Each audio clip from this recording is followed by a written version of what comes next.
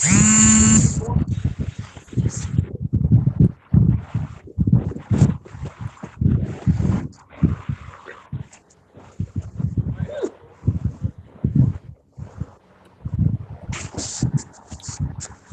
we're live.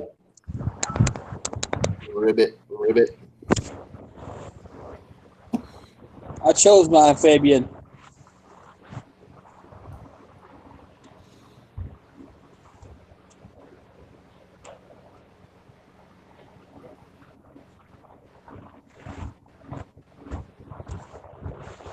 Huh?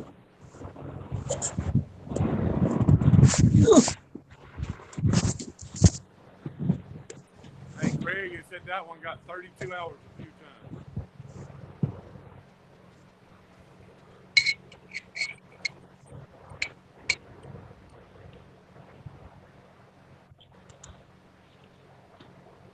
Y'all hold down the fort. I'm going to run down the truck and get my headset.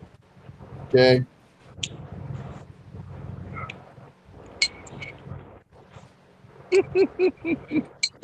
I see what you posted.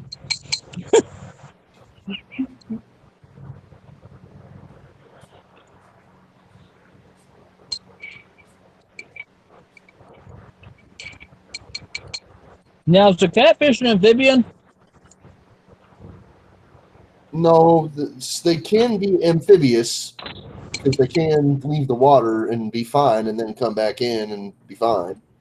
You know, they're potentially the snakehead is amphibious because it'll leave the water itself. You know what the snakehead fish is, don't you? I don't guess. Snakehead fish is an invasive species in the United States now.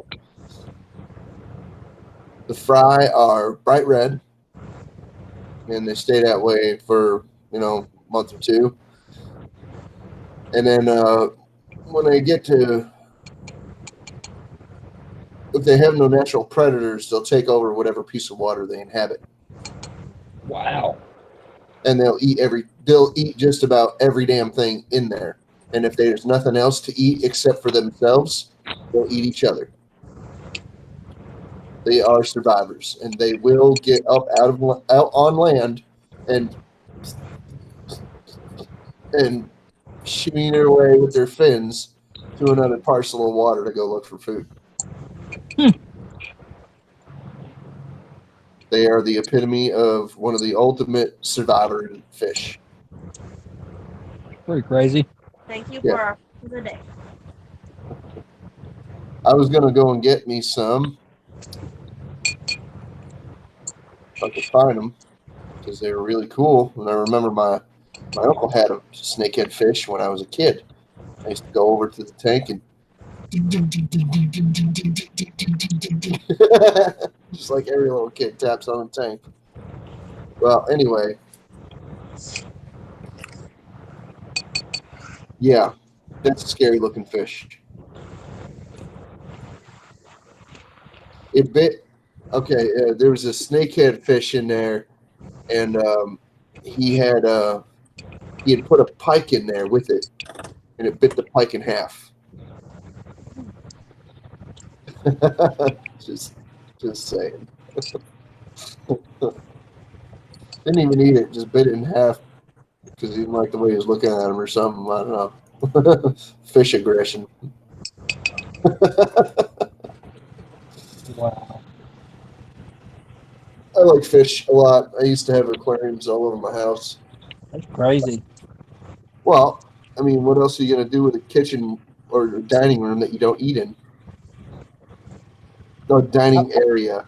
Not put one of those ugly things in it. Well, you don't like aquariums?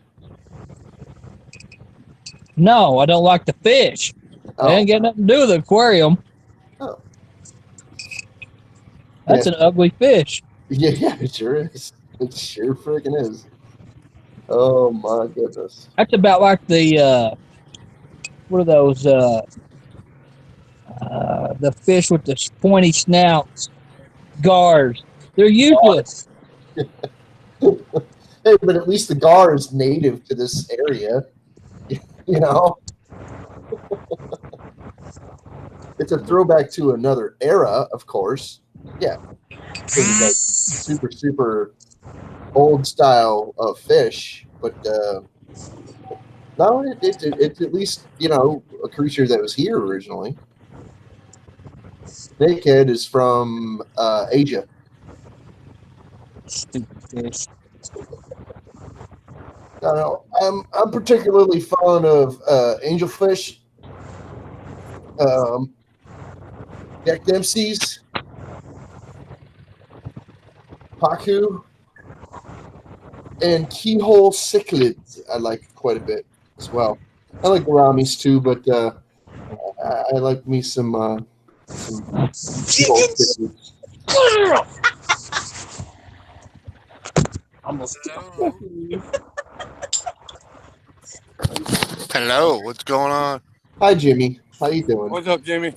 Well, nothing special. Getting ready for the big weekend, Nice to see you, Jim. Thank Hey, you. Junior. Thanks for the invite, Craig. You're welcome, brother. Thought maybe we would give you a whirl and see if you wanted to come up here and hang out with us for a while. Appreciate, Oh, yeah. You know me, I love being on camera. You're like our Jimmy on camera. Right, Always get this conversation. Let me tell you Jimmy. something, boy. Camera likes being on you too.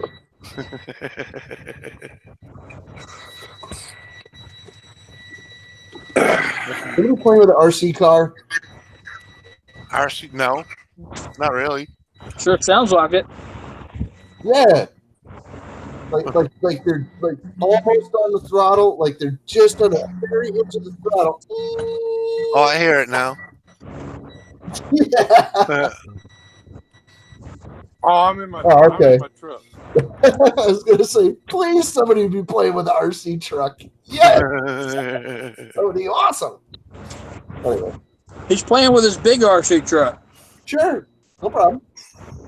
What's up, Frogger? Good to see you. Yep. Right. Oh, pardon me, sorry. That's inexcusable. I know. I'm sorry. Yeah, I might have to come down Oh, here yeah. and jump start it tomorrow. I forgot to turn the refrigerator off. Hate it when that happens. So the battery's dead.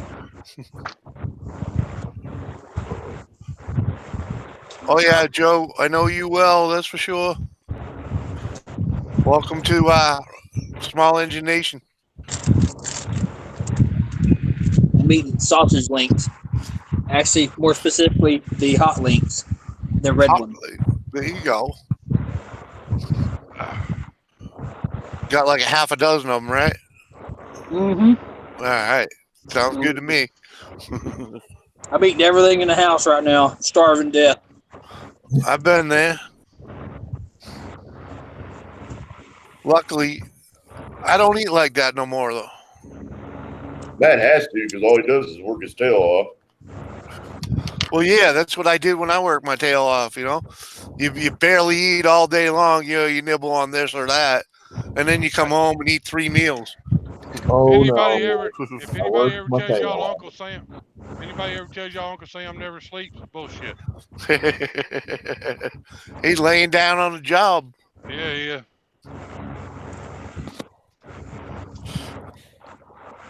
You got some wind blowing over there or what? A little bit. Been pretty breezy here today, that's for sure. I'd like to say we didn't get any rain today, but that wouldn't be true. Yeah, well, we're going to get all that rain this weekend, and it's going to suck because I'm going to be on the top of a mountain playing Mountain Man, and it's going to rain all weekend. Standing next to a mountain. Yeah, chop it down with the end of my hand. You know it. Shoot it up with the paintballs, man. It looked like they left one of the doors open, but they didn't. And what? Who the heck is that? Go to a co-op or something? Huh?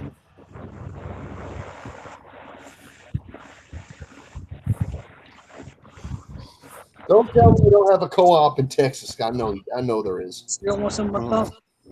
Do what, Justin? Don't tell me you don't have any co-ops in Texas. I know better.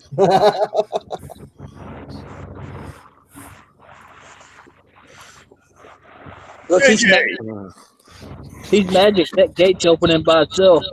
Hey, how you doing? What's going on, family? We've been missing you. We was worried we sent the search party out for you. And I blame that man right there for this. Me having to eat these hot links. That's the one I blame. Who, me? One. Yeah. Why? Because you said you was eating a pack of them hot links the other day, and I had to get me some. Oh, I still got 2 packs in the freezer. So do we. I gotta tell you, Jay, I miss seeing that picture somehow in the hangout box. But that is looking good, brother. We got the ground leveled, got the form, all the long runners and everything ready. All I got to do is stop it down, square it up, and get ready to pour. Oh, shut up, Toot. I'm gonna whip ass today. I ain't gonna lie. This has been a long day. Something to drink. Jessica sent you a text message on behalf of the Small Engine Nation. Who did? Jessica. Yeah, I was still working at that time. Well, now, Jay, you get to relax. Yeah, but I got to get up at like 8 o'clock in the morning and start all over again. Keep back, relax. So you might want to go to bed soon. Well, you think I'm finally getting to eat something? First thing I've had since 10 o'clock this morning. I'm with you. Beating it up. Oh, wow. That? Come on. Hey, Hot Rod, Frogger, everybody in chat. I didn't even have chat popped out. My bad. I apologize. Subtracted. Hey, Joe, I don't know. Can we get this to see? No, huh? Oh, well. There you go. Worth a shot. At any rate, it was 5 days of rain. Oh, good Lord. But that's in Rutland, Vermont, so. Hey, Jimmy, if you got Nelson's email, you can put him in the Small Engine Nation hangout if you want. Who's that, Joseph? Yeah. Yeah, he don't do hangouts. Thank you. I'm sure you appreciate it. He's working on getting a laptop because he's not having fun with it on his phone. He was actually he was having issues with trying to do it on the phone, so.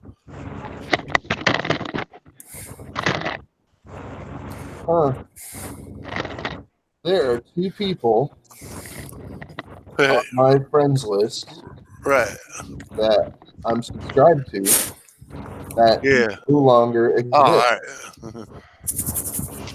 Their channels are just gone. I don't even know who they are. YouTube doesn't send you notifications that says, "Hey, we took your friend's channel down." You know? Yeah, and they need to put a notice out when somebody's channel gets taken down to everybody that's subscribed to them. Hey, this person no longer has a channel. Yeah, good. I totally agree, and I've been saying that for years. But they don't care. No, when you look in your sub list, you'll just see a blank spot. Yeah, but this says subscriptions on the side of the Yeah. And the first 2 were empty, and I'm like, Yep. "Oh, look right." And I opened them both up, and I'm like, okay, so I unsubscribed. They're gone. What's the difference? Right. Oh, what's the point? They're freaking gone. Yep. Paper, I agree with you. Some stuffed jalapenos wrapped in bacon would be good right about now. But I'm eating mashed potatoes with cheese and bacon in it. That works. That works. Yeah, throw some onions in there, and I'd be a happy camper. There's ants all over that thing. The only thing that would have made it better would be mashed potatoes, deer sausage, and cheese. Make a shepherd's pie out of it. Well, yeah, deer sausage makes anything better. Mm-hmm.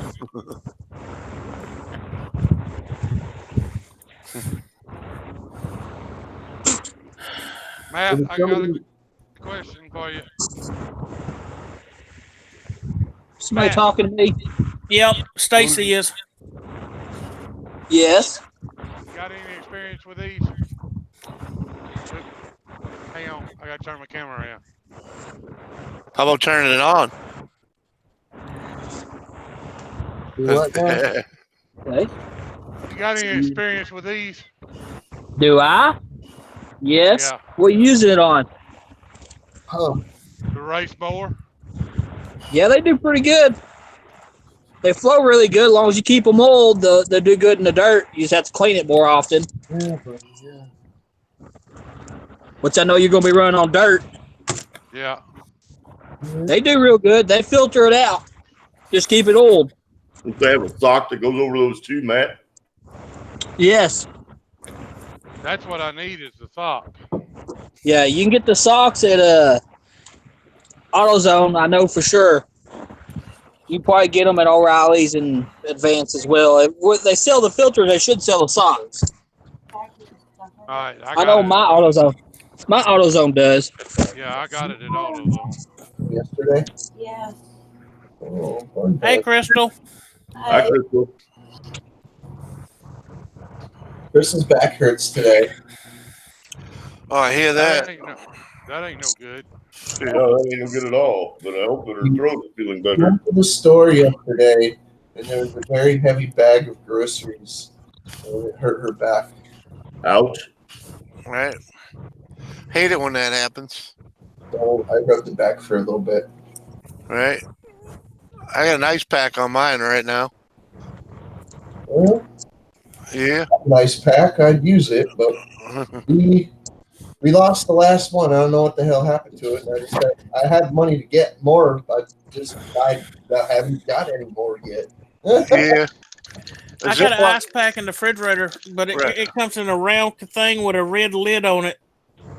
And you pour it in a cup, and it relaxes all your muscles real nicely. Yeah. Right. I'm eating my Yeah. ice pack. Well, yeah, that's a whole nother, that's the other pain relief. It's pronounced Popov. Right. Yeah, exactly. I'm multitasking. I got the beer. I got the rum. Oh, that's a gold cap right there. Yeah, right. Plus got- the ice pack with one of them with those sticker pain patches. Oh, Matt, Yeah. you dirty dog. Multi-purpose. I'm eating my ice pack. You dirty dog. I ain't had no ice pops in a while. Well, I know my iPad ain't right. It says there's 3 watching and 1 thumbs up. I see 12 watching and 8 thumbs. 8 thumbs, yeah.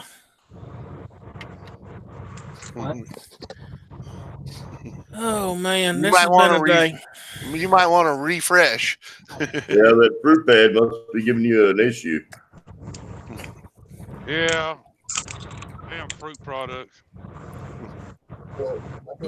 They kind of go rotten from time to time. Yep.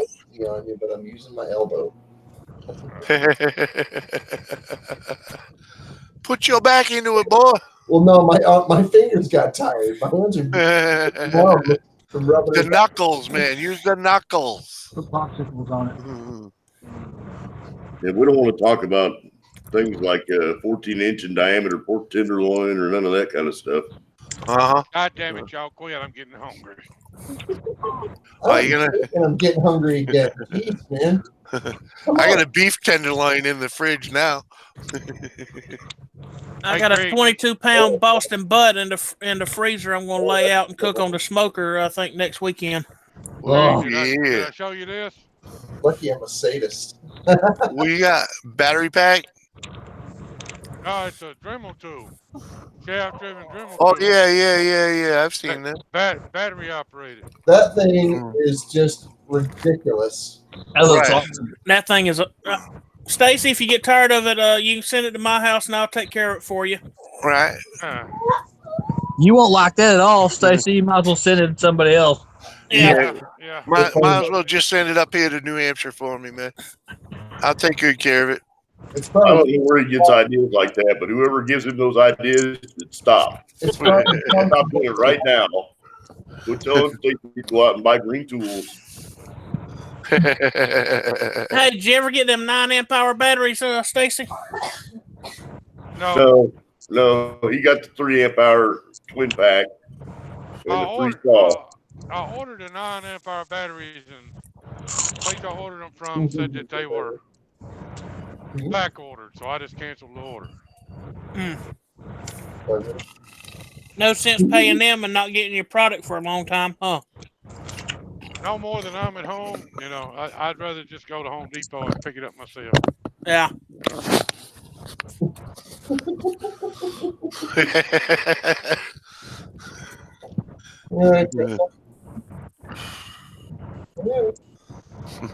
You don't fall on the floor, you break my heart. Come on. Anybody got any tips for restless See you legs? later, Crystal. Sit Yeah. in a tub with hot water and Epsom salt. I think that's where she's going in I prefer a half hour. rum. Any tips for what? Restless leg syndrome. You know, it's when you lay there in bed and your legs feel like they're still running marathon. Yeah. Yeah, I used to have that all the time. You know what cured it? In reality, is a CPAP machine.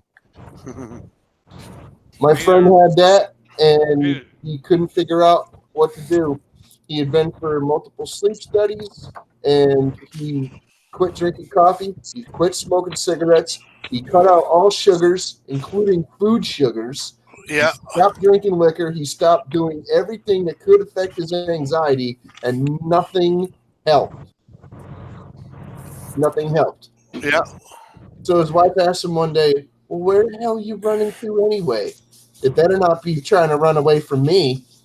But I still like what that one guy said, restless leg syndrome, quit putting Red Bull in your vodka. yeah, that too. Yeah.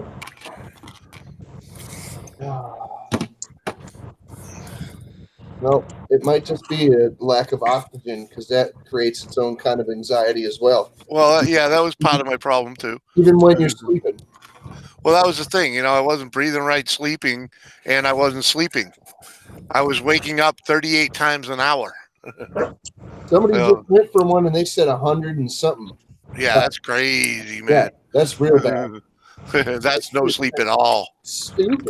Wow. Holy crap. But at least I was getting little naps at 38 times an hour. That's every other freaking minute, you know? Give or take. Yeah.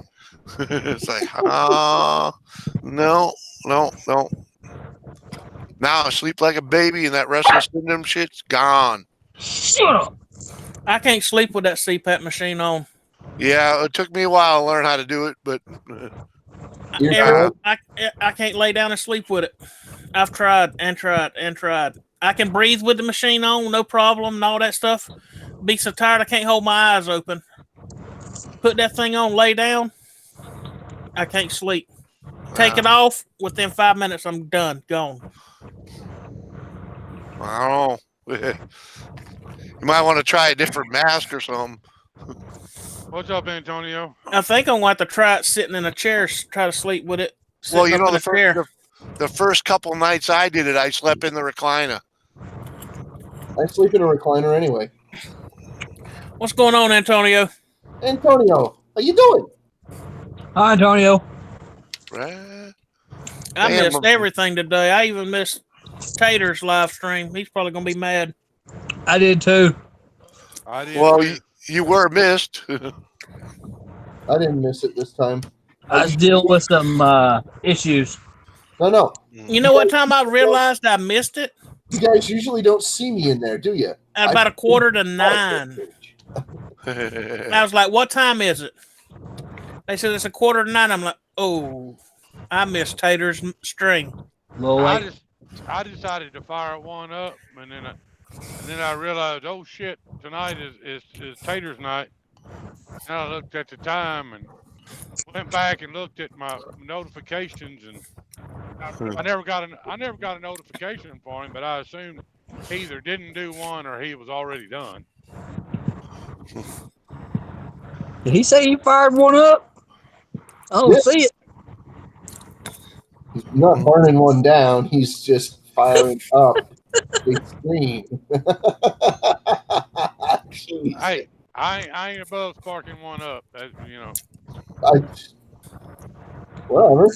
No judgment here, bro. I don't care. Oh yeah, yeah, Joe. I'll agree. Maple Leafs are pretty cool, without a doubt. I've got maple trees right there. They're all diseased. Oh, I got tons of them here. They're all covered with disease. There's some killing the What you maple say, trees, Drop? But there's a ton of them out here. Hate it when that happens. Yes, I won't. Connecticut's Well, that's what happens when you don't tap the trees. Connecticut's an armpit, dude. I know, it's a drive-through state. You try not to. Yeah. What's up, Buster? Here lately, I've been going through Colorado about twice a week, Brandon. What you say, Buster?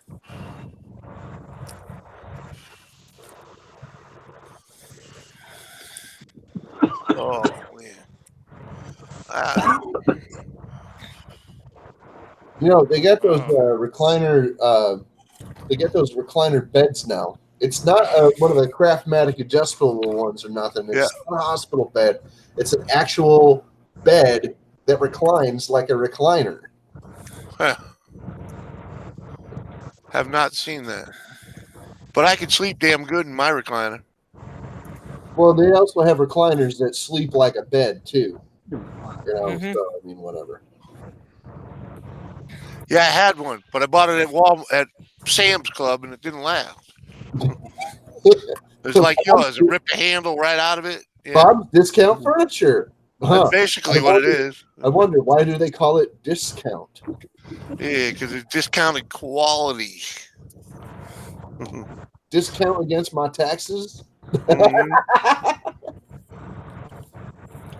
Discount against my wallet, that's for damn sure. Discount against my better judgment. Yeah, yeah, exactly. Hey, Trop, what do you say, buddy? How you doing? Big round nail in the house. The floor and pillow? No. No, if I sleep on the floor, I ain't getting back up. If I'm on the floor, it's because my fat butt fell, and I need a tow truck to pick me back up. Right. You better bring the heavy duty. I've slept on couch cushions. I've fallen and I'm not getting up. Bring the whiskey. I'm going to lay here until I'm better. Whiskey and burgers. Hot links. Yeah. Rob, you're right. That's a small engine. It's got an engine on it.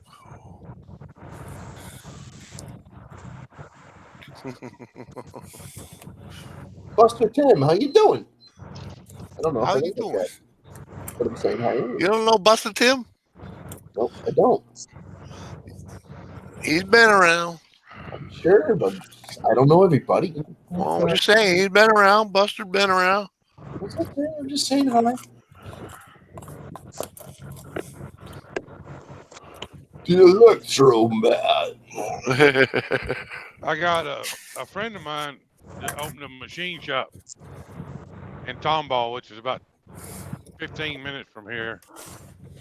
And he called me and said, "Hey, if you got anything you want to work on or play with, you know, drop by the shop, pick up a set of keys, and you can come in and use whatever you want." And so I went by there today and got my tool, got the key to the shop and stuff, and took one of my machinist boxes over there and unloaded it. Thought I had my own tooling and everything. And I was coming home, and on the side of the road was a little, I'll show y'all.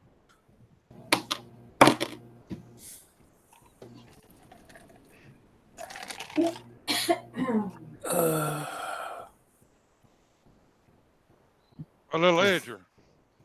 Cool. Dadgum. Well, most of it Nice. is shot, but the engine still runs. So I'm gonna take a little 3-horse rig That's cool. off of it and see if I can make it turn 15,000 RPM. You gonna put that on Millet flywheel. you gonna put that on a toothbrush?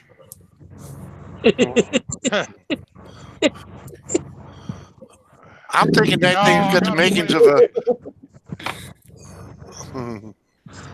If You got to I make a can jet it cart work, with it. If I can make it work, I got a plan for it, but I got to make it turn at least 12,000 for it to work. Welcome back, Power Band. What's up, Power Band? What you gonna do? Put it on the back of a little go kart with a airplane propeller on the back up and make it like a airboat on wheels? No, I'm gonna use it for a jet boat. Run a jet ski pump. Yeah.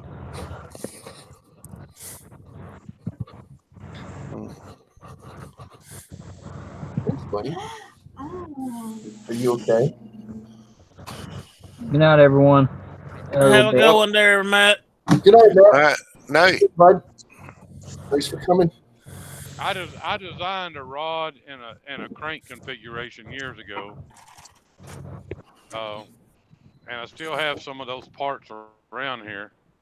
So I'm gonna turn them down to where they'll fit this 3-horse, because they were actually made for an 8-horse.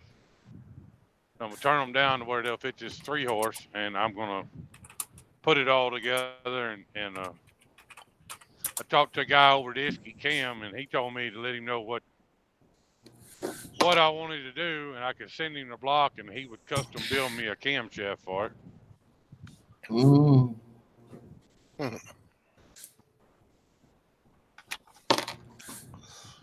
be right back. Okay. All right.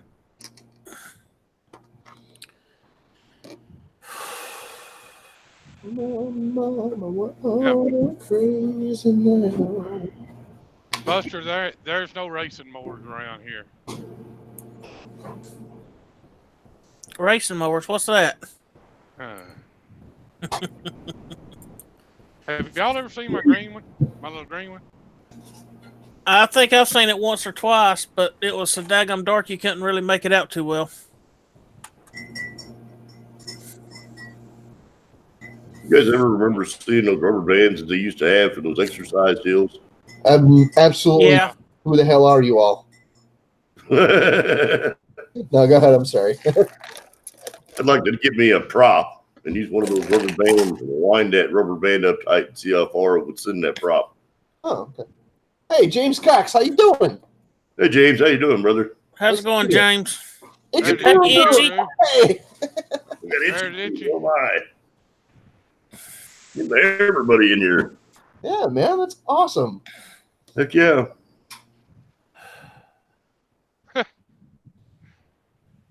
And I was just gonna do a little bullshit stream earlier, about 15 minutes. Oh no, Hump Night is the night. That's when you do your streams. Wednesday, bud. Dude, I have been in 5 chats and 1 panel today. I'm not kidding. I've been 1 chat and 1 panel today, and I'm on it right now. You Dizzy, Not Slim 1, Twisted Out Racing, and who was the other one? Oh, darn it. Who's the other one? Nate. You've been on Nate. you've been on 2 Twisted R Racing. Well, yeah, that's what I'm Tonight. saying. I did a 5, bro. 5. Crazy. So that's fine. It's not a big deal. And if I was awake any earlier, I would have been on Sunshines, and I might have hit Hazy Days too. Wednesday is the day.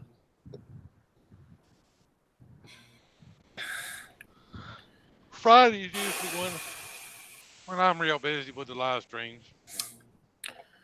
I just hope I remember to get online to do mine tomorrow night. If I get busy working, I might forget about it.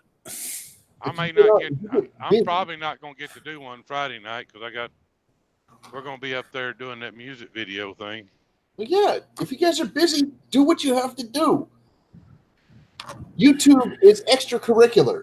You get extra credit for YouTube. It's not YouTube is never the point, okay? Unless it's Well, your job. If that's your well- job, then that's the point. Otherwise, YouTube It ain't my job. I was going to live stream, from the music video location, and then I got an email today. He says absolutely no cameras or video equipment. Wow. I can't even say the name of the artist that we're doing the video for. Well, Till why it's do you released. try? Must be some big fancy pant. No, he ain't nobody special.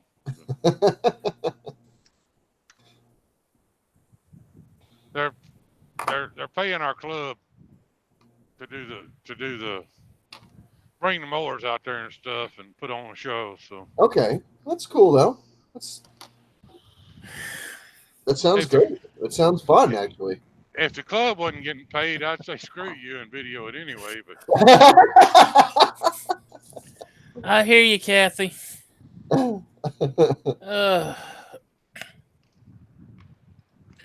Hang on a second. I don't think I have the right profile up right now. Hey, Nani. Vlogs. I don't. That Oh, man. profile up right now. Hey, Nani. Sorry. yes, Brandon's going to bed. Yeah. Hi, Brandon. Have a good Later, one, Brandon. Nice to see you, Nani. Love you too, Kathy.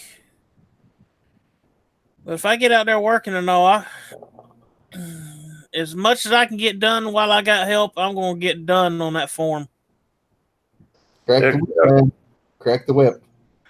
I didn't have to crack the whip. Got back there, started messing around, and my neighbor that lives behind me, he's got equipment and stuff and all.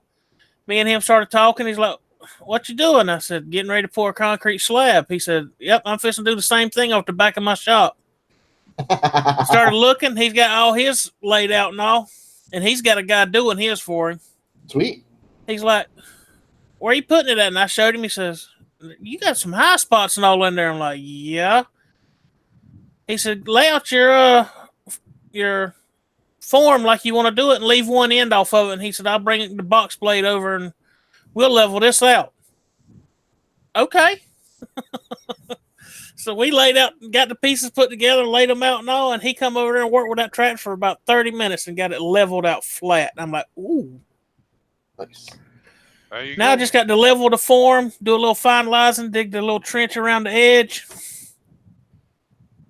put the seam piece in there because they said I got to put seam pieces in there so it don't cause the form to crack. It's a Yeah, little, you gotta put expansion joints in there, or it'll bust. yeah. So I'm gonna do one right down the center of it. Instead of 20 wide, it's gonna be a 20 by 26 with a seam right down the middle, 10 by 26. Bill 56 Bel Air, how are you, buddy? How's it going, Bill? Bill Belair, huh? Right. But That's kind of cool. Right. How you doing? But the guy that's doing his concrete work and all told me he'd, since I already had the form about done and all that, he'll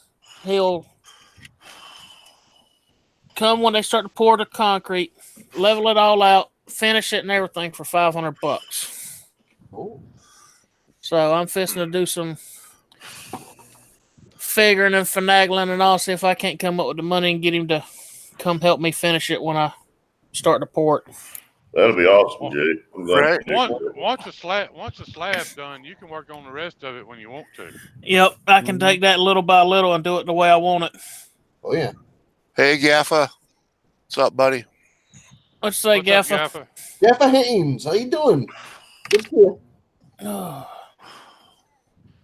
So what are you pouring? A slab for a new shed, a garage type thing? Or? I'm building me a shop. Mhm. I'm tired of my tools and my parts and everything else walking off.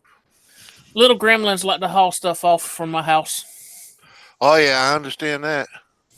Yeah, mine too. Unfortunately, I created them. Mine I didn't create, but if I catch them coming up under my carport and all at night when I'm in the house with the lights off, they're not going to like what I come out with. Mm-hmm. All my kids will come over here and get something. Oh, I'll have it back before Dad gets home. He'll never know it. Yeah. Yeah. They Me just and don't ever put it back in the same spot that they got it from, and they SOL. Little do they know there's a video camera over there in the corner that they can't see, and I have access to it on my cell phone all the time. Put the video up on YouTube so that all their friends can see it. Right. They'll They'll be YouTube famous. They'll stop. My oldest son come over here and got something, and I heard him. He was with my middle son. He said, "We'll have it back. Dad will never know we got it."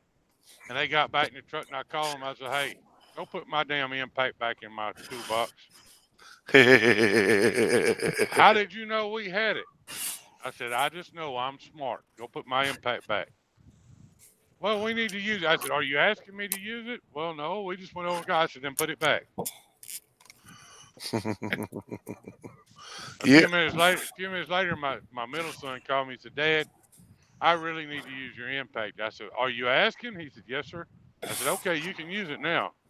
That's all you had to do.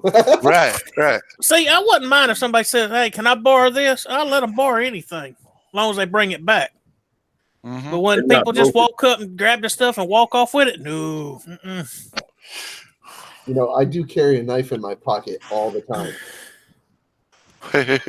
I got an 85-pound Dobie and a 60-pound Bulldog. I'm fixing to start cutting them loose. Hey, Have Bill, fun, you two. Jay's gonna be like that old rich guy. Release the hound. Hey, Bill, I'm too old to be racing too, but I do it anyway. Isn't that what they make seatbelts for? And roll cages. Yeah, my race mowers don't have either one. Seatbelts, and then Just make the seat where it rides a little bit lower, has a little wrap around, it comes up and grabs your body and all. It'll hold you in place a little better. seatbelts. That's them things where you, when you're replacing your gas tank, you use one of them instead of the original strap that it came with because you cut it off. Yeah.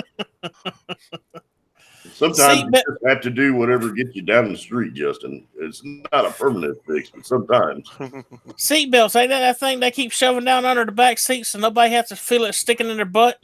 No, that's the one that you got to clip into the thing to shut the bell off. Usually wrap it around the back of the seat. Yeah. I went down there in the storage lot. There's a 2015 F-350 down there that's hammered. It's total. Yeah. And I went down there and cut all the seat belts and got the clips out of them. My wife said, "What'd you do that for?" And I walked up to my F-450 and walked around and started plugging them in. She said, "What are you doing that for?" I said, "Now you won't hear that stupid little bell no more." Right. Exactly. Yeah. Oh man. Hey, Bill, you just do like there's an older man that used to race go-karts at a track near where I live. He would actually, to get up and down off of his go-kart, he built, it almost looked like a chain fall frame, A-frame, kind of like a swing or whatever. He would pull underneath it, and he had a bar that would hang down. He'd reach up and grab it and pull himself up, hold it, then grab onto the upper bar and finish pulling himself up and step off the go-kart. And then to get on it, he'd walk up there and grab that bar and lower himself back down on it to get up and down off that go-kart and go racing. Yeah. He says, "I'll figure out a way to get on it or get off of it as much as I can. As long as I can still race and have fun, I'm going to do it." I'm like, hey, more power to you. I like the idea. Uh-huh. Yeah. Yeah, I'm supposed to go test at the end of the month, in the next month at Texas World Speedway, and I'm trying to get them to let me put a GoPro up on the dash, but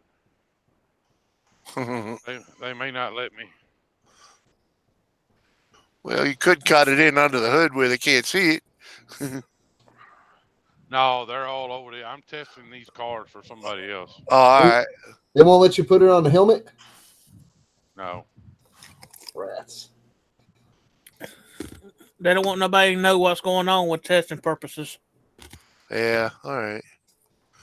No We're Kimmy. supposed to be testing some new tire combinations and a new engine package. And,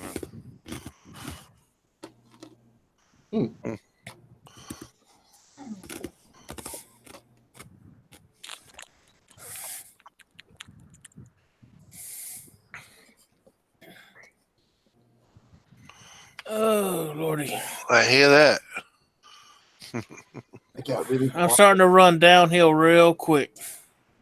Yeah, that was me about 2 hours ago, 3 hours ago. I've been up since 7 a.m. Yeah, not me, but you know, I don't work much, and I put in about 4 hours work today. When I was done, I was toast. Been out there messing with them boards and cutting and building that form and all. Right? And Congrats, Drop. hey, grass drop. congratulations, dude. Right? That's cool. It's all downhill from there, buddy. Yeah. Once you hit 1,000, it's just like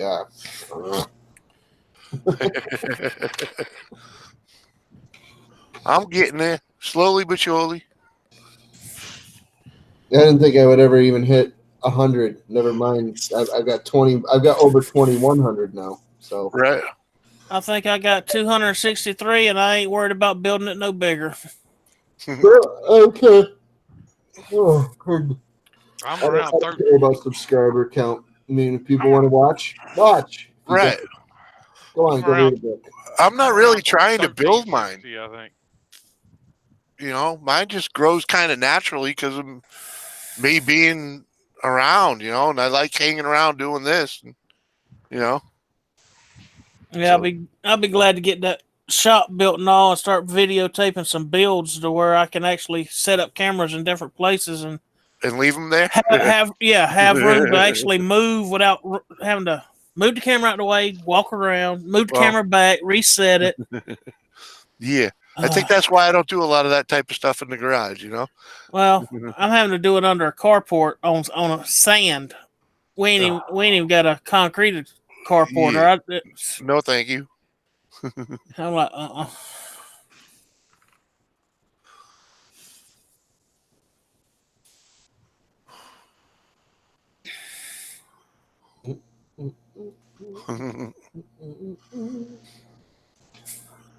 Sorry, Bill.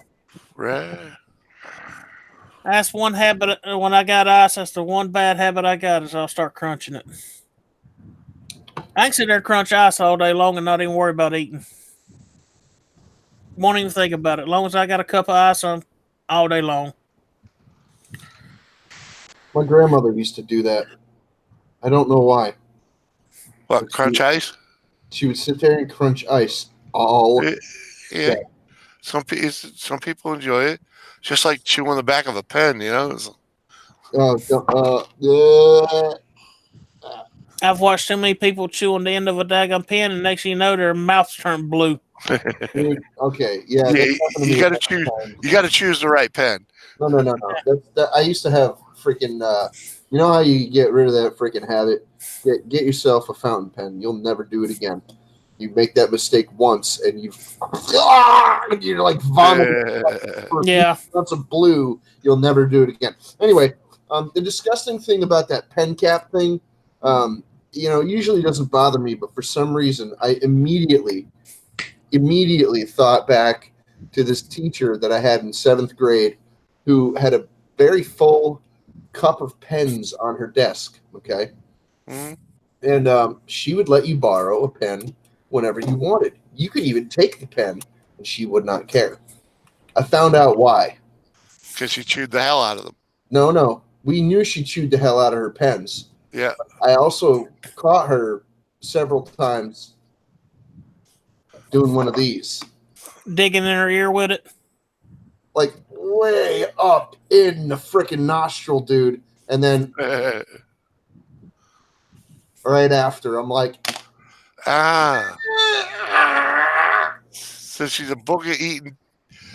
Oh, she freaked me out, bro. I'm like, no, never again.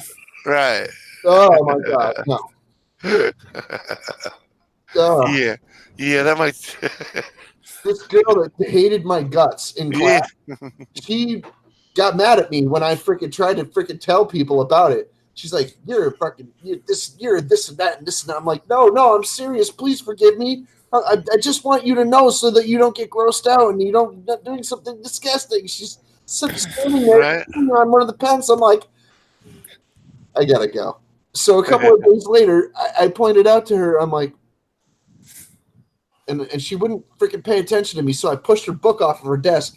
She's like, "He's not a bitch." And she picks up her book off the desk, and as she's picking it up, she's looking toward the teacher, and her eyes meet the teacher's eyes as she's going.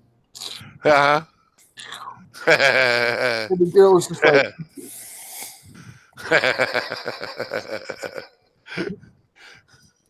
like one of those moments in one of those 80s. Uh-huh. You know what I'm talking about? Uh-huh. Yeah. Oh my! Something out of Ferris Bueller. Come on.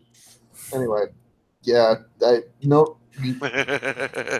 No more pens to mouth. I apologize. I apologize. Well, needless to say, I'm not hungry anymore. There you Uh-huh. go. Appetite suppressant. Oh, come on. You don't want to, you don't want a booger pen? Oh, Why I'm does trying to quit. why does this obviously like blue pen write green? Why is it sticky? Oh, anyway. So let's talk about something more pleasant. How about 1977 Chevy Malibu? Go. No one? No one? 77 Chevy Malibu. Looked like a shoebox. No, Big no, shoe like box. 70s Malibus. No. Actually, no. That was actually still fairly long, wasn't it? Yeah, Yeah. they didn't get ridiculous until they made them front wheel drive in the 90s. Hmm. Malibu was more or less just a Oldsmobile's version of a Chevelle, wasn't it? Well, the Chevelle turned into the Malibu. They had a crossover for a little while. I thought it was the other way around, but I don't know. I'm not a Chevy guy. No, the Chevelle was first. Yeah, I know Right. that much. That's what I thought. Malibu came out, and then they had both, and they were interchangeable. And then, like, eventually they stopped making the Chevelle, and in 1984 they stopped making the Malibu. I'm thinking about the Cutlass 442. That's what I'm thinking about.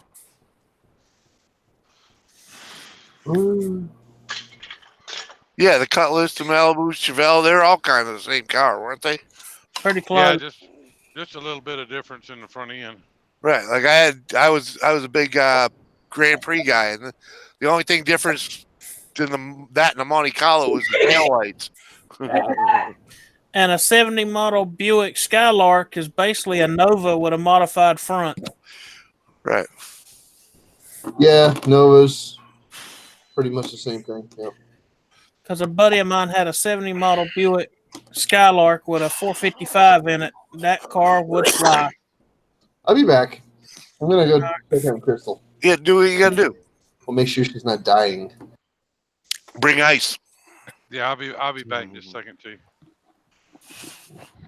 Well, I guess we'll hold up the fort here. I ain't holding up much anything because my eyelids is about not holding herself up. Well, mine are already closed, but that's another story.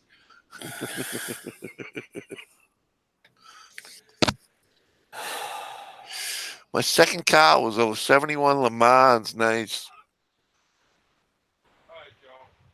Did I have a Le Mans? I don't think I ever had a Le Mans. Let's see. My first car was a 77 Ford Granada 4-door. The Grenada. Yep. My second vehicle, and I still have it, was a 54 F100.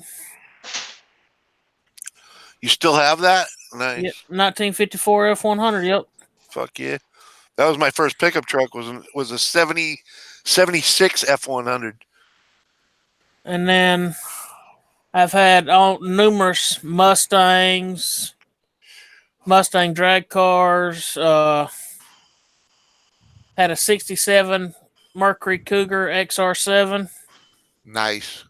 Yeah, I bought it as basically a rolling car. It didn't have motor or transmission in it, and got strapped for cash and ended up selling it for That's what happens, right? yeah. All Let's see all what. my cool cars went that way, or more of them went the way of I don't have the money to keep them, Yeah. as in they needed too much work. Then I had a '82 Olds Cutlass with a what was that daggone motor that was in it? It wasn't a 350 Olds. It was dadgummit, some crazy motor it was in it. I don't even remember what size it was. Yeah, I was never much of a a gearhead or anything like that, so I just bought cars that looked cool or were cheap, That was me. Get what I can afford and right? go with it. Have fun with it, right? I didn't even Yeah. have the license, and I was too poor to buy most cars. Mm-hmm. Yeah, but I had a couple of things that could have been muscle cars, but they really weren't. They were just old beaters. I had a 71 Cutlass that was just a piece of crap. I bought it for $50. It didn't have any rear quarters left. It was all rotted. But I was 13 years old and borrowed plates. Drove it all over town all the time. But then I didn't have a job, so you couldn't keep that thing, couldn't fix it or nothing. So I had many opportunities to buy Yeah. cool cars. I had to pass up most of them because I never had any money. right, and I never had a place to keep a good car, like a classic car or something. Yeah, When You I know had what? a car, it was a piece of junk, and I had a hard time keeping that anywhere. right, right. All my I had the Cutlass. I had the 76 and the 77 Grand Prix and 80 Grand Prix. They were beaters, man. You buy them for $400 or $500, run them for a couple years and move on.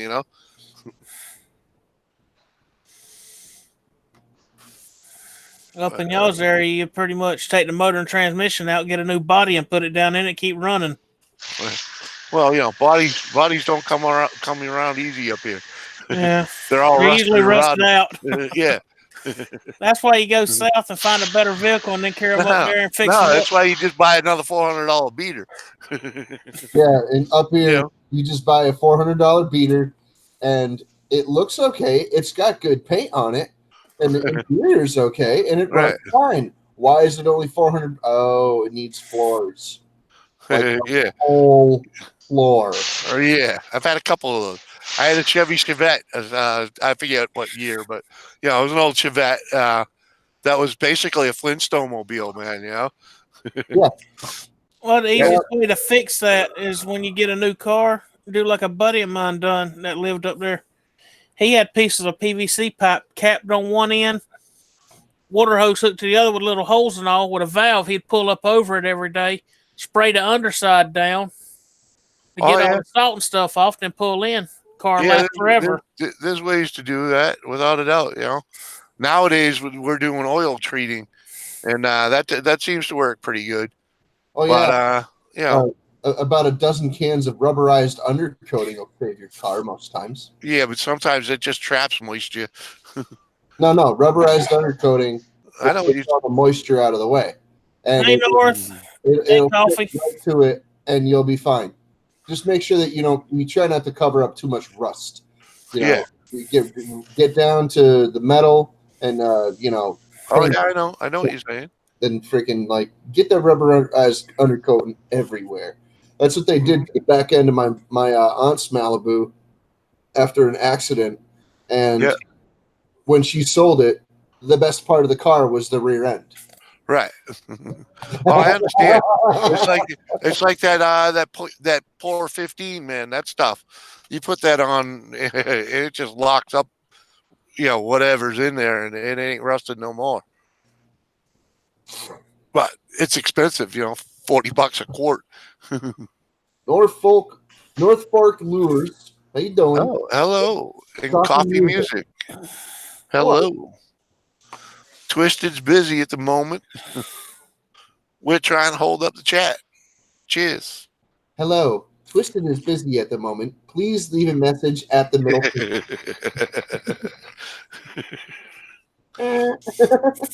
You're crazy, Captain.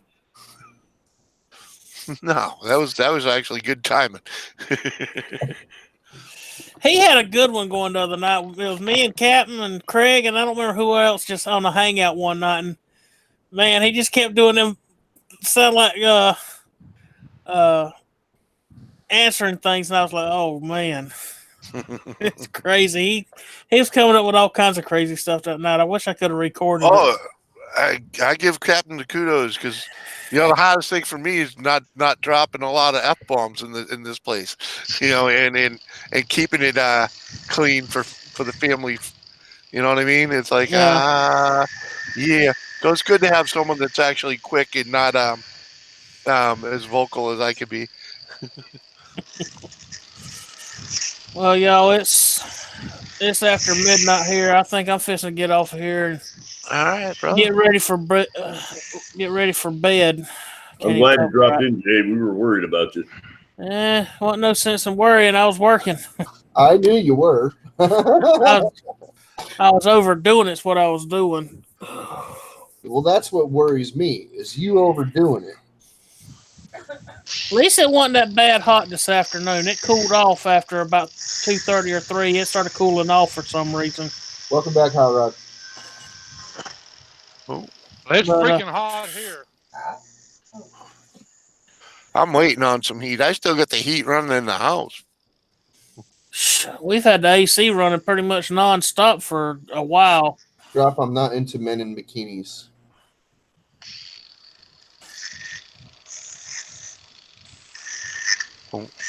Florida fishing videos with the hosts wearing bikinis. It better be women fishing hosts. Hey, If this dude's wearing bikinis, no. No, boy, no. it gets any hotter. Y'all may see me on video fabricating a thong. I mean, it got freaking hot out here. Now, we don't need to see that. Later, Bill. Once you see it, you'll never forget it. I promise you. No, I don't have any more eye bleach, man. I used it all. You watched it. You can't unwatch it. Right. Right. All right. Well, y'all have a good one, and I'll catch y'all tomorrow. All right. Peace out. Peace Good, out. Dave. Yeah, have a good night. Yeah, look like we might get some rain here in a few minutes. Well, you got a tin roof on there, right? Yeah. Yeah, I've heard rain there before. Right. We'll know as soon as you do. Yeah, pretty much. What you do to your computer, Kathy? Dark Sizzle offshore, huh? Okay, I'll bite. Right? Where's the link? You don't have a wrench. I'll have to highlight that and go look. Right.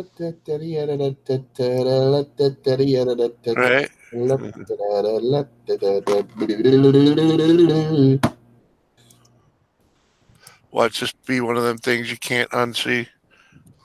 No, it's she has hello. she has a twerking video.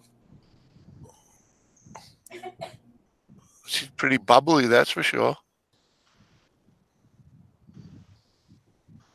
I input the name and it said Dark Sizzle offshore twerking. That was the first result. Well, you searched it. I just went to YouTube and That's what I did. all I right. copy and pasted. Into YouTube or into Google? I put it into YouTube and it just came right to her freaking page. Oh no, she's got a photo shoot. That's what it was. There was no twerking. Rats. Damn. I could probably watch that kind of fishing video all the time. You might. Maybe. If you enjoy fishing. Well, I don't mind fishing, to tell you the truth.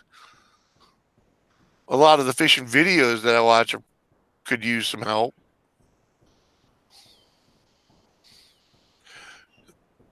problem with most of these guys that do fishing videos is they don't know how to put a windsock on the freaking on the camera. You know, so all you hear is No, I had known nothing about that. oh yeah, tons of them. I've never heard that on a Small Engine Nation stream. I've never heard that on a New Dizzy stream. I've never heard that on anybody's stream. Nah. Well, yeah, like I said, you know, the streams different. You know, I mean, like putting up with Stacy's fan. That you know, you deal with a little of it, but throughout an entire video that's supposed to be like, you know, like you're watching TV. It's like, oh, give me a break, man. You know, at least tape some feathers in front of that thing or something. There's a guy named One Pug Life. If you don't know who he is, he's I know. Canadian redneck. But anyway, he has a camera, a Sony camera, and you know him and his checkered past with Sony's. He's not entirely fond of their quality, even though they, you know, they're one of the best. And if you get less than that, you're pretty much going, what the hell happened? You know, but anyway, he's got this one particular camera that he took some, he was having a problem with wind noise, and all you heard was,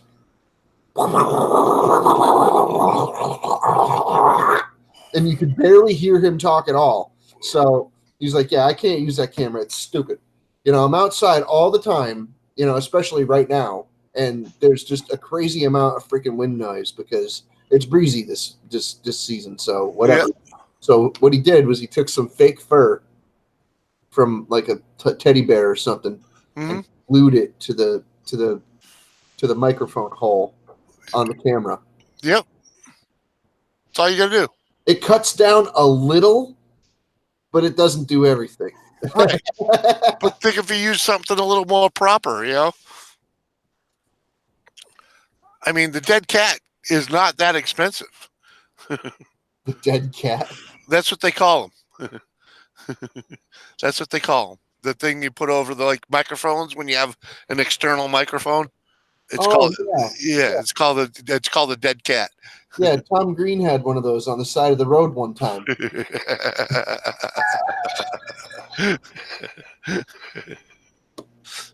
Oh boy, was that a terrible episode. Did he break out the duct tape? Oh my goodness. No, he grossed himself out though. that was a good one. No, he found a dead cat and he took it to the vet.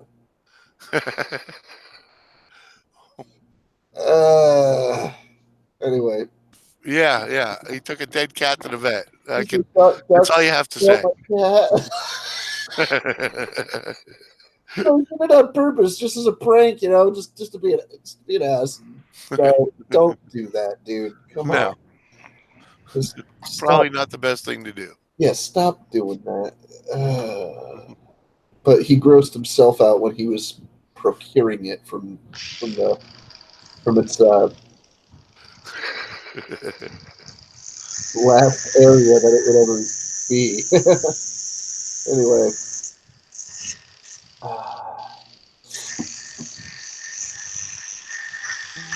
Oh no, it's better when people are decent looking sometimes, you know. But see, Drop. If I was decent looking, I would probably have 10 times more subscribers. But then again, I might not have any more. I am kind of a jerk. Yeah, Drop. That's me grinding.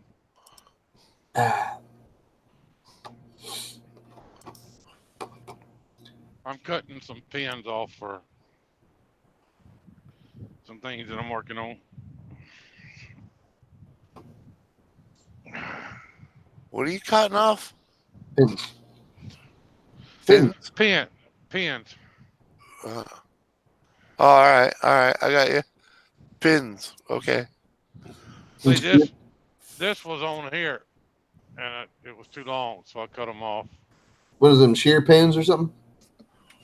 Yeah, they're just I get. Well, they're not shear pins, but they're spacer pins, so you can put in clips. Yeah, I Okay. like turnbuckle pins, something like that. Okay. I guess.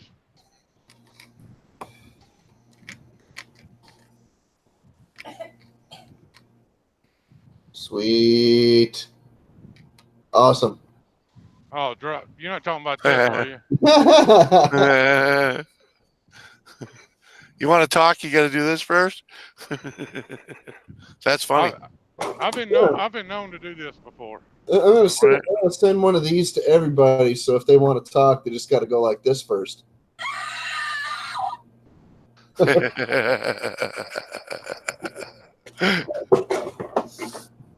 So they don't have to scream themselves. You know, they know yelling, but I have a scream button. Oh, okay.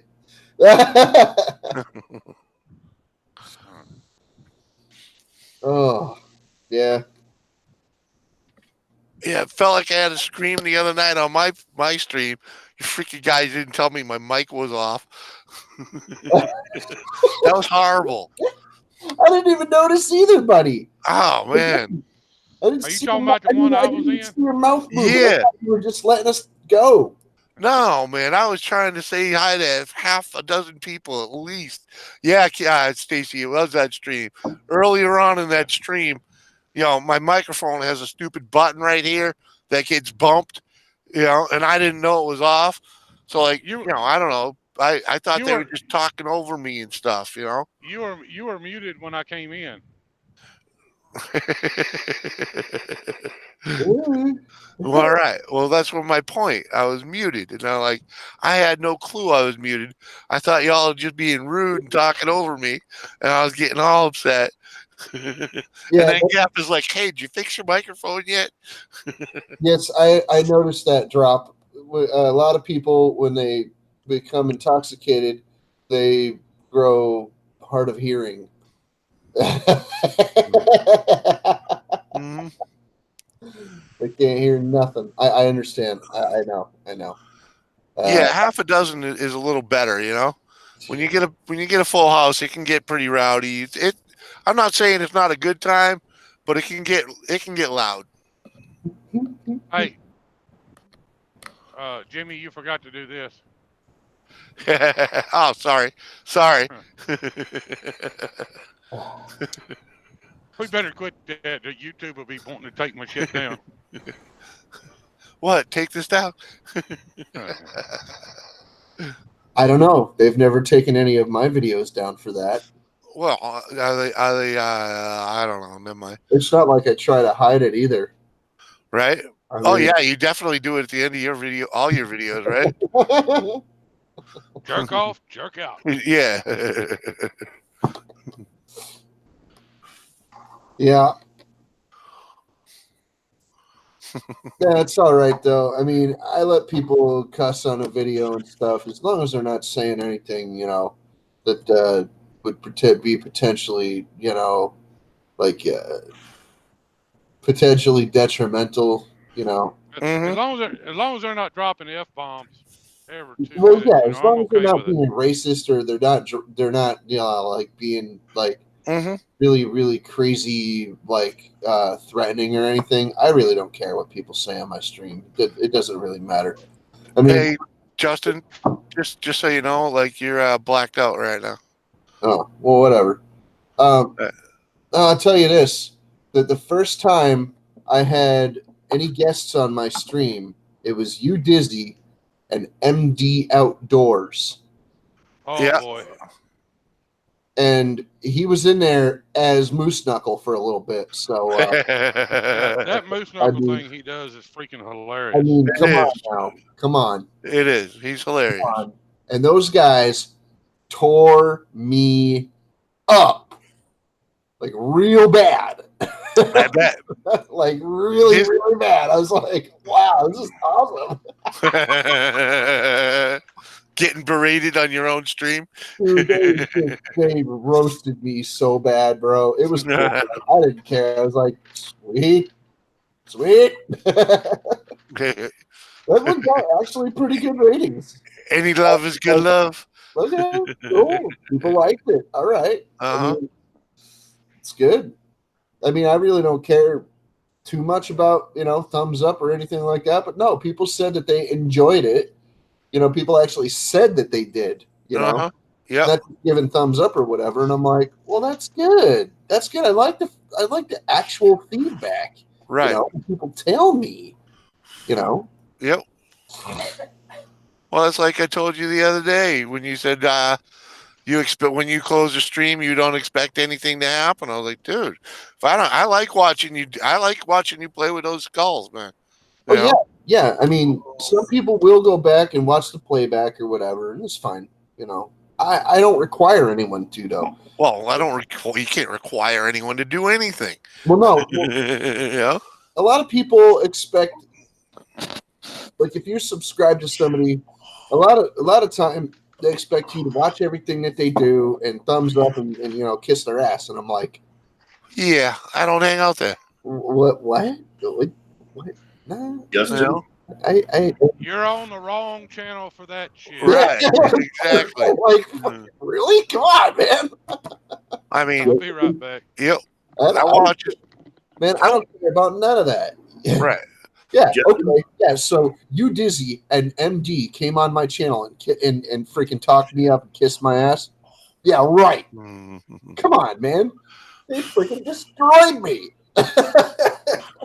They didn't go overboard and almost get me kicked off of freaking YouTube or nothing. No, but there were some couple of times where I'm like, oh wow, they're really digging. They're gonna freaking get me kicked off of YouTube for sure. Like, oh my, they go any further, and then freaking like, it was fine. Like I said, I had no problem with it. I enjoyed, the whole stream, and it was good. It was really good. But man, a couple of people were like, how could you let those guys come on and say those things? I'm like, what? Fact-based ridicule. Have you seen a You Dizzy live stream?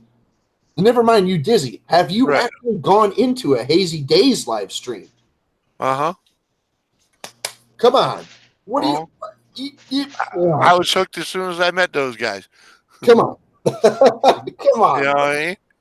Man, I mean, hey, You Dizzy is one thing, it gets pretty crass in there sometimes, but it is, a lot of people from families in there, Yep. and he don't care, as long as you're not using profuse F-bombs Hmm. and, going for the real nasty stuff and, stuff like that, he really don't care, because it's like hanging out in a bar at like Right. the Knights of Columbus or something, Right. or the Moose Lodge or something.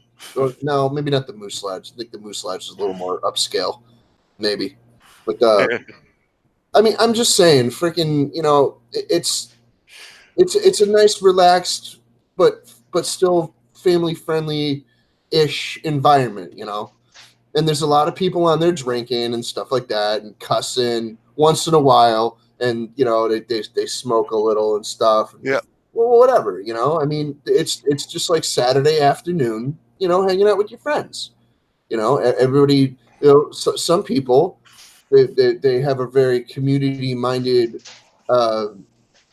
Hmm. life, and every weekend they have a bunch of people that congregate at a park, or at a like a place like the Knights of Columbus or the Moose Lodge or whatever, Mhm. or they or the Elks Lodge or whatever. I don't know. I don't know anything about those places, so I know about the Knights of Columbus. I Right. mean, yeah, sometimes there's like the kids running around in there. I'm like, what the hell? Right.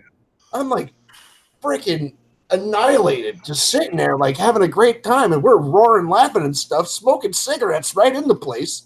And Uh-huh.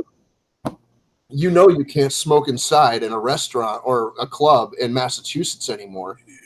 Private clubs you can. Well, yeah, Knights of Columbus. Yeah. So I'm The sitting. Gaelic club. I pay 50 cents a year to be a member. Well, no, I mean, like, I'm sitting there and like, there's like little freaking like 8-year-old kids running through, and I'm like, Mhm. what the? Private club. Oh, okay. That's fine. And that's how bars used to be, Uh-huh. like long ago in Connecticut. Oh, heck yeah. I'm like, My wife grew up in a bar room. yeah, I remember being one of those little shits running around.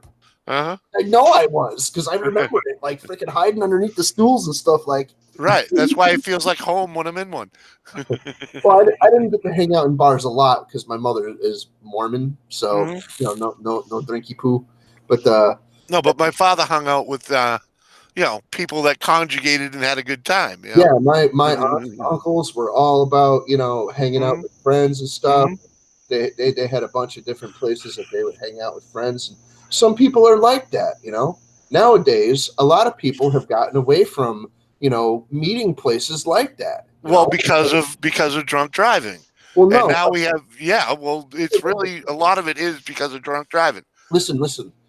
It's nothing to do with that. It's because the freaking family mindset is more about disciplinarian and freaking like paying attention to freaking like state codes and stuff now, especially around Connecticut, Massachusetts, more than it is just like having community and family blended together and knowing that it's a whole community that raises a child, not just one. Yeah, that's a whole nother.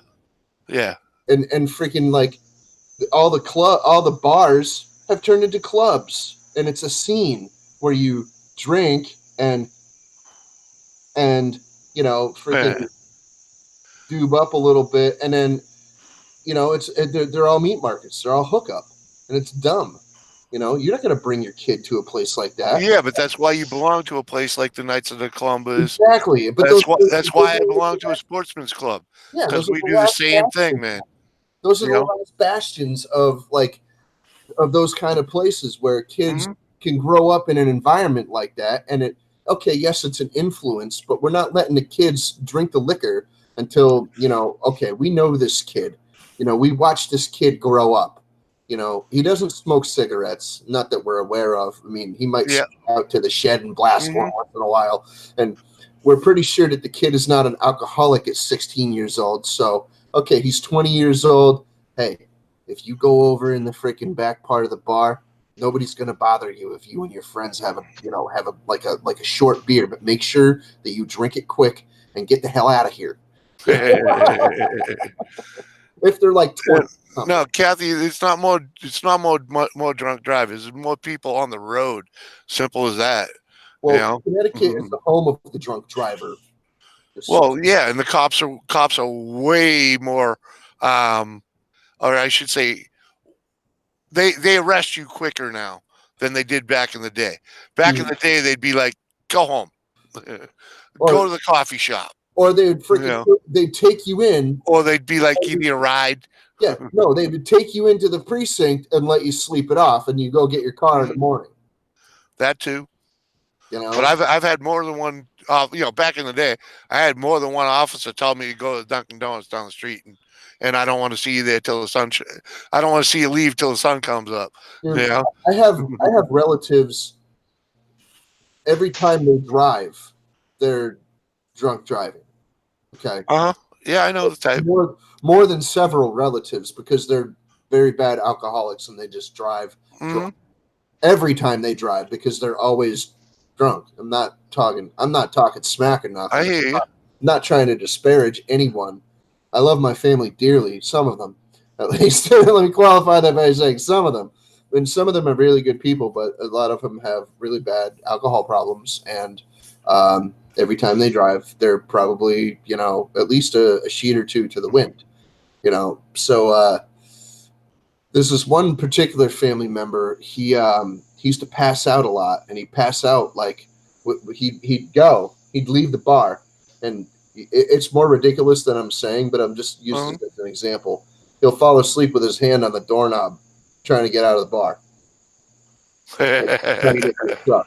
And people have actually, said that they've seen him sleeping in his truck, and I found him. I was riding by on my bicycle. I was like, 17 years old or whatever.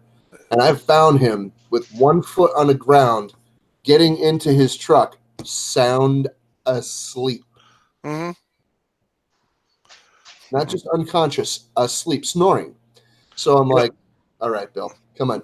Oop, I said his name. But anyway, I helped him into his truck, and people were trying to freaking like fight me and stuff. And I'm like, I'm his nephew. I'm just trying to help him get in his truck. He'll do it himself. I'm like, you'll back off, or you're gonna get a bloody freaking nose. Right. Leave me alone. This is my family, dude. They're like, yeah, which relative are you? Yeah, like they know him. I'm Justin. You know, the psycho. They're like, oh, we're yeah. Like they couldn't tell I was a psycho. I had a freaking, you know, a freaking mohawk, and you know, I just freaking like spitting as I'm talking. You know, like, really, dude, really. Anyway, You'd have fit in well in our neighborhood, man. where did you grow up anyway? I grew up in Lowell, Mass. Lowell. Okay. Yeah. Wow. If you've ever been or heard anything, yeah. Yeah. It's a fun place. Where? Glad I don't live there no more. Where? Where? Where? Where you from? Where? No. Where are you from? Where?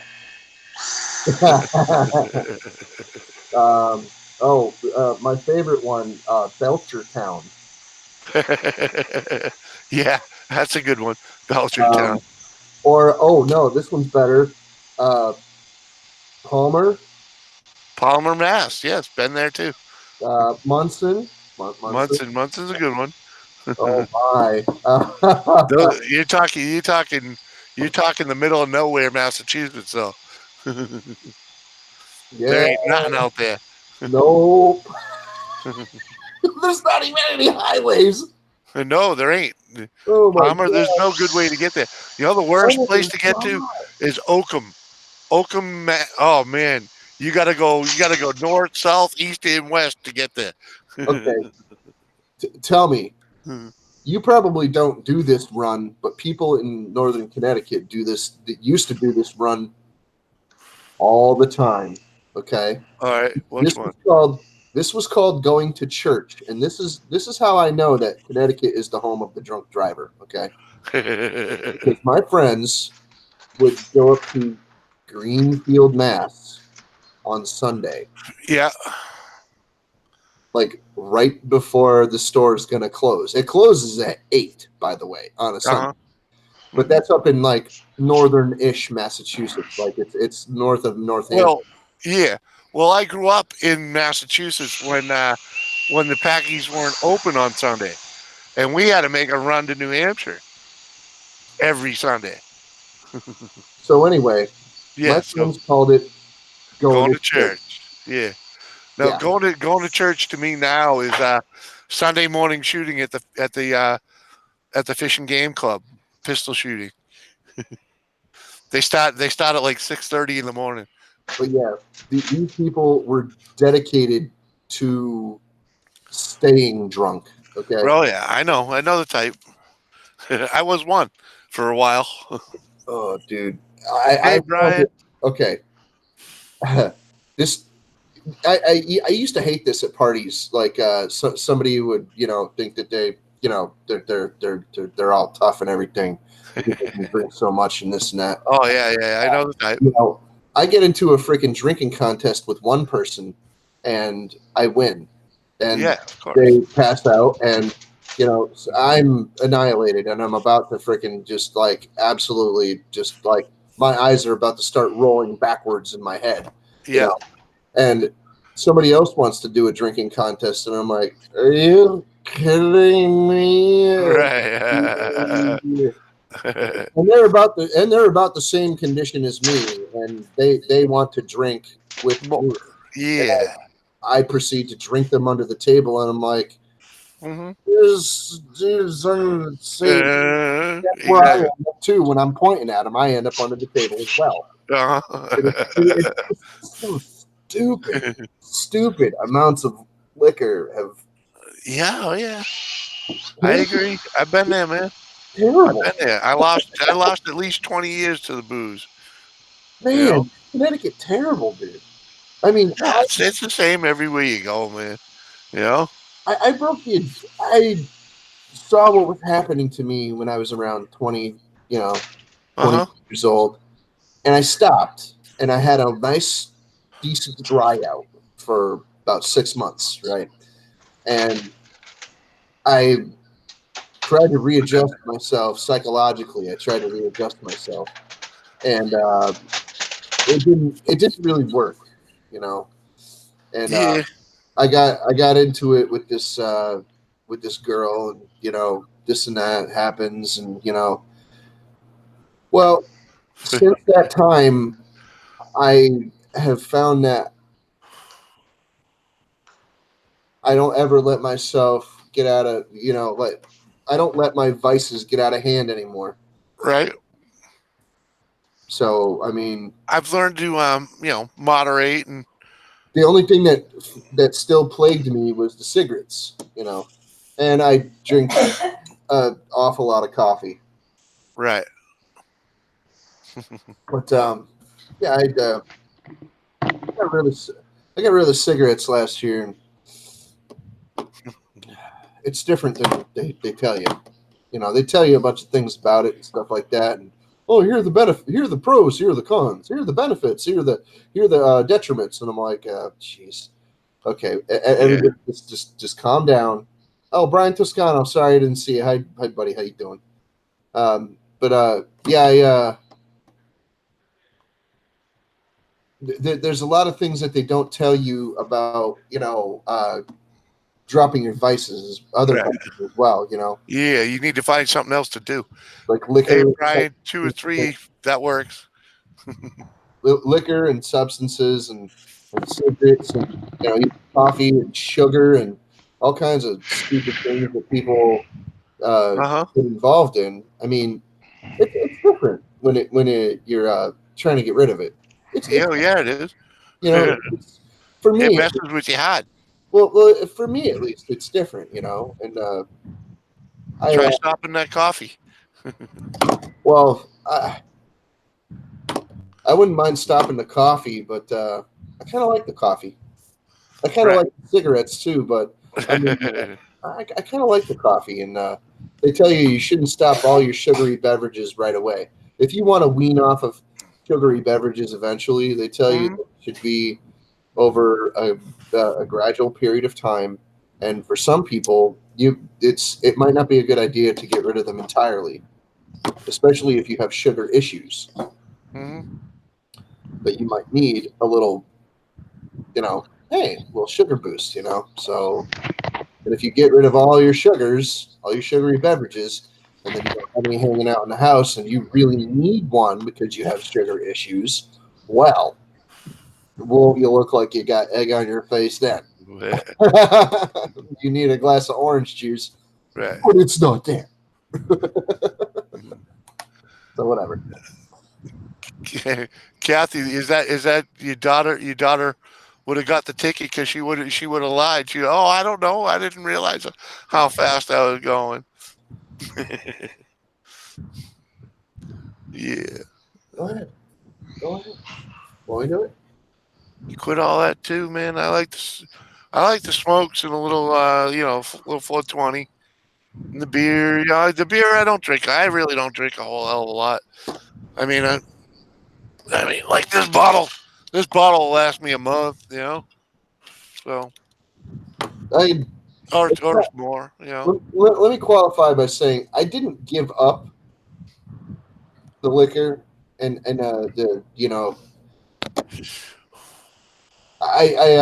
I don't drink as much, and I don't let it I don't let myself get out of hand with it, freaking like going Right. doing it, and having it Yeah. another stupid habit, Right. because like I said, I saw it becoming that, and I I cut it off. I was like, no, you gotta Yeah. not, bud. I bought a house and couldn't afford to anymore. So I learned how to tolerate, Dude, moderate. I would give up all the shenanigans and all the nonsense, with everything. I'd even quit coffee if I knew I could freaking buy a house. Right. But it's simple. Well, that's pretty much what got me in a house. I It's gave up. not that simple for me. Well, no, I gave up a lot. I understand, But I gave up a lot to get in the house, man.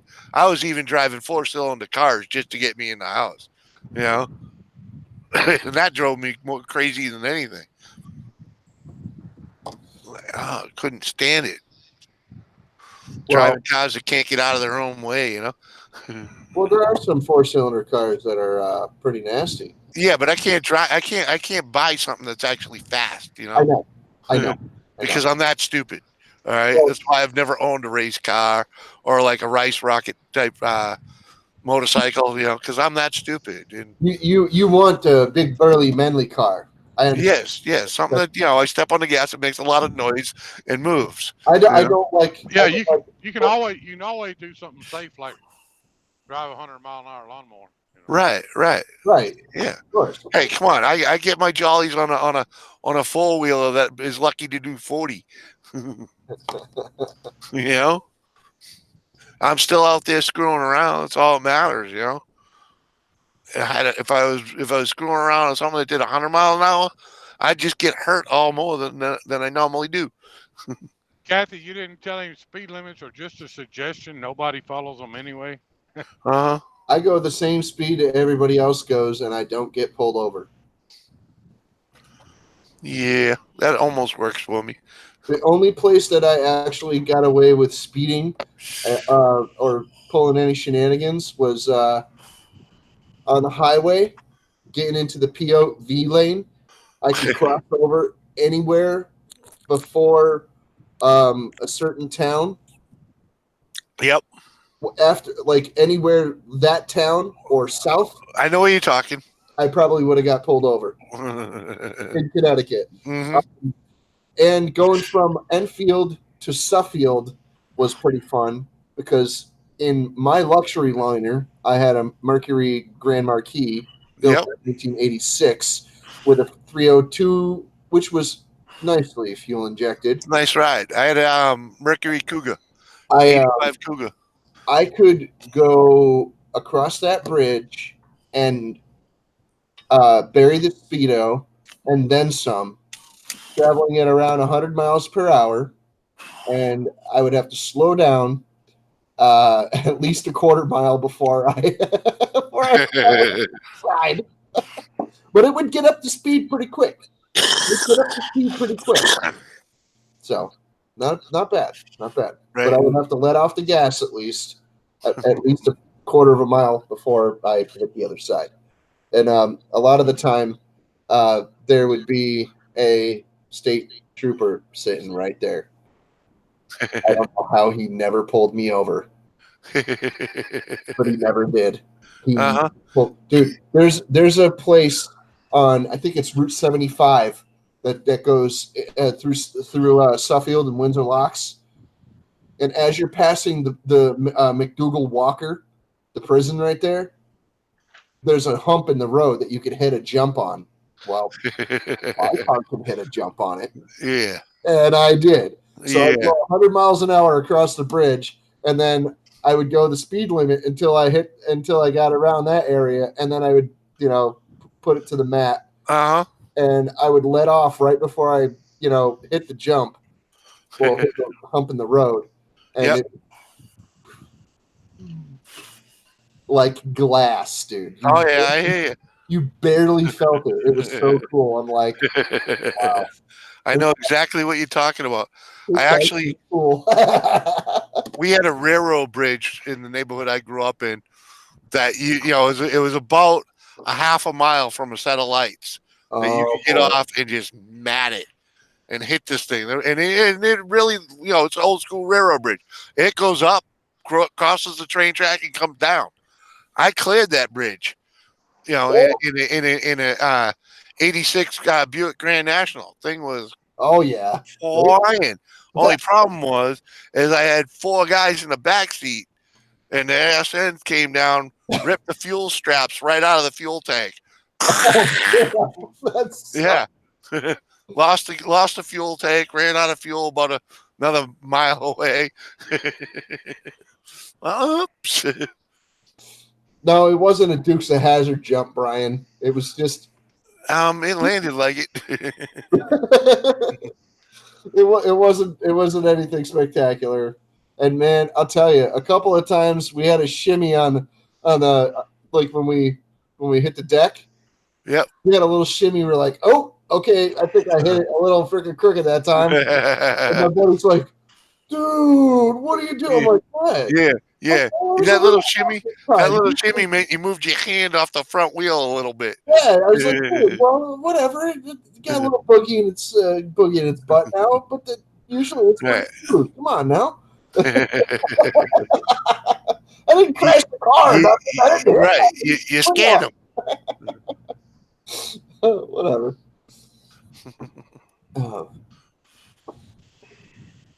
I passed a car on a curve coming home after work at the hospital.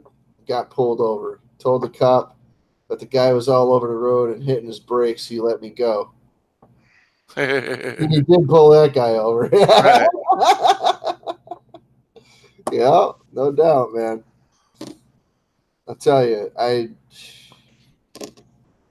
had to freaking like hide people's keys. And sometimes it's okay. Sometimes it doesn't go so well. I'm not kidding. A couple of times, this one particular time, this girl was very, very vocal. She was very loud, and I had to go apologize to my neighbors the next day. I was like, wow. And she actually came back and apologized to me. She's like, I know why you did it, and I should have just listened to you, but I mean, come on. And I'm like, no, come on. I'm like, seriously, man. You were red from your lady lumps all the way to the top of your head. You were drunk. You had no business on the road. Come on now. Mm-hmm. There's no way that you had any business on the road. Yeah, well, dude, she agreed, and we're still friends, But no, I wasn't gonna let her go anywhere, man. I care about my friends, and I Right. Sometimes they need to hear that stuff. Well, damn jerk's a jerk. And she thought I was just she thought I was just, messing with her. She thought I was being mean to her or something. No. I love you. You're my friend. I love you, and I don't want to see you hurt. And her friend or her brother or whatever had just gotten into a drunk driving accident like a little before that. And I'm like, well, come on. That should be, enough to freaking like let you know that it's not a good idea. Come on. She's like, there were other people here that were drunk leaving. And I'm like, no, those people actually sobered up before they left for at least a couple of hours. Right. You just decided to freaking, dump liquor into your face for that entire time. Nope.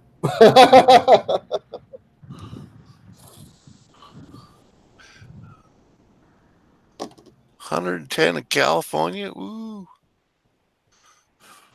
I-8. Cop pulled you over. Just a ticket, please. Best $530 you ever spent. Right. Oh, man, that sucks. Ah! I did that once for a Dewey. Like, you got me, dude. There's I got a speeding ticket, and I was going a little over 60 in this in a 35, and Stady pulled me over, and he's just like, "Are you kidding?" I'm like, ugh. He's like, "Don't you what me? You're going 62." I'm like, "This thing said 55." He's like, "You were going 62. You want to see the radar?" I'm like, "No, sir. That's fine. I'll accept your judgment, and I'll accept the radar's readout." And I smiled, and I'm like, "I'm getting a ticket, or I'm going to jail. Uh-huh. Would you please tell me which one?" I think I said that when I got out of the truck. You remember that, Crystal? Anyway, yeah, it was dumb. I did it, and it was up in Mass too. Oh yeah. So 62 in a 35 is reckless driving. Right. He Yeah, didn't yeah. give me- Anything over 15. Yeah, he didn't give me a reckless driving charge. No? I was actually kind of impressed with that, and I'm like, thank you, sir. Uh No complaints, no arguments. Yes, this will be fine. huh. Thank you. Uh huh. Oh, I had to pay. You know, I wouldn't have had to pay the ticket at all. They just wanted me to go get my license. I tried. I tried to save up money to get my license, and I couldn't. I have to go to court and pay a ticket to be able to reinstate my privilege to drive a license. Yeah, been there. Open up the case, pay the ticket. Yeah. I didn't have like $500 to do all Right. that, so, and then pay for the ticket, which was $300.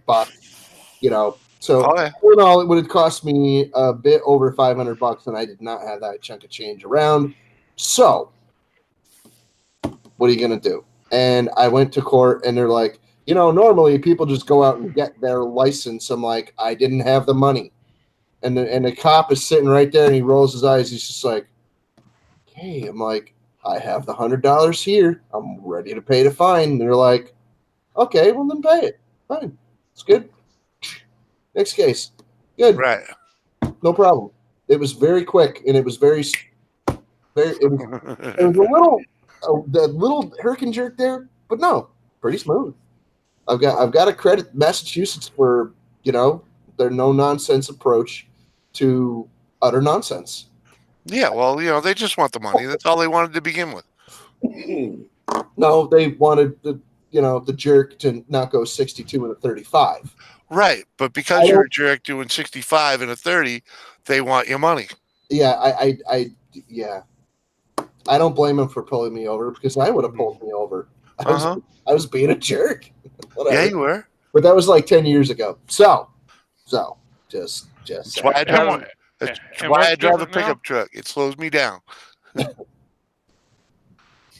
You were a jerk 10 years ago. What's different now? Nothing. Yeah. Not a damn thing.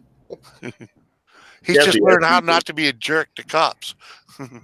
Kathy asked me to go into a shopping center, and we were on a 6-lane highway in the middle of Kansas City, and I went across all 6 lanes, through the median, everything, go right through the terrace, over into the parking lot, and everybody was just laughing and carrying on, and she was like, oh my God, you really did that. And I said, yeah, you said you wanted to go over there, so we're here.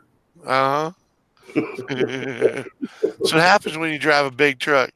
You can just drive over whatever's in the way. Oh, I bet he did. You bet you were yelling the whole way. My wife would have been punching me. And yelling.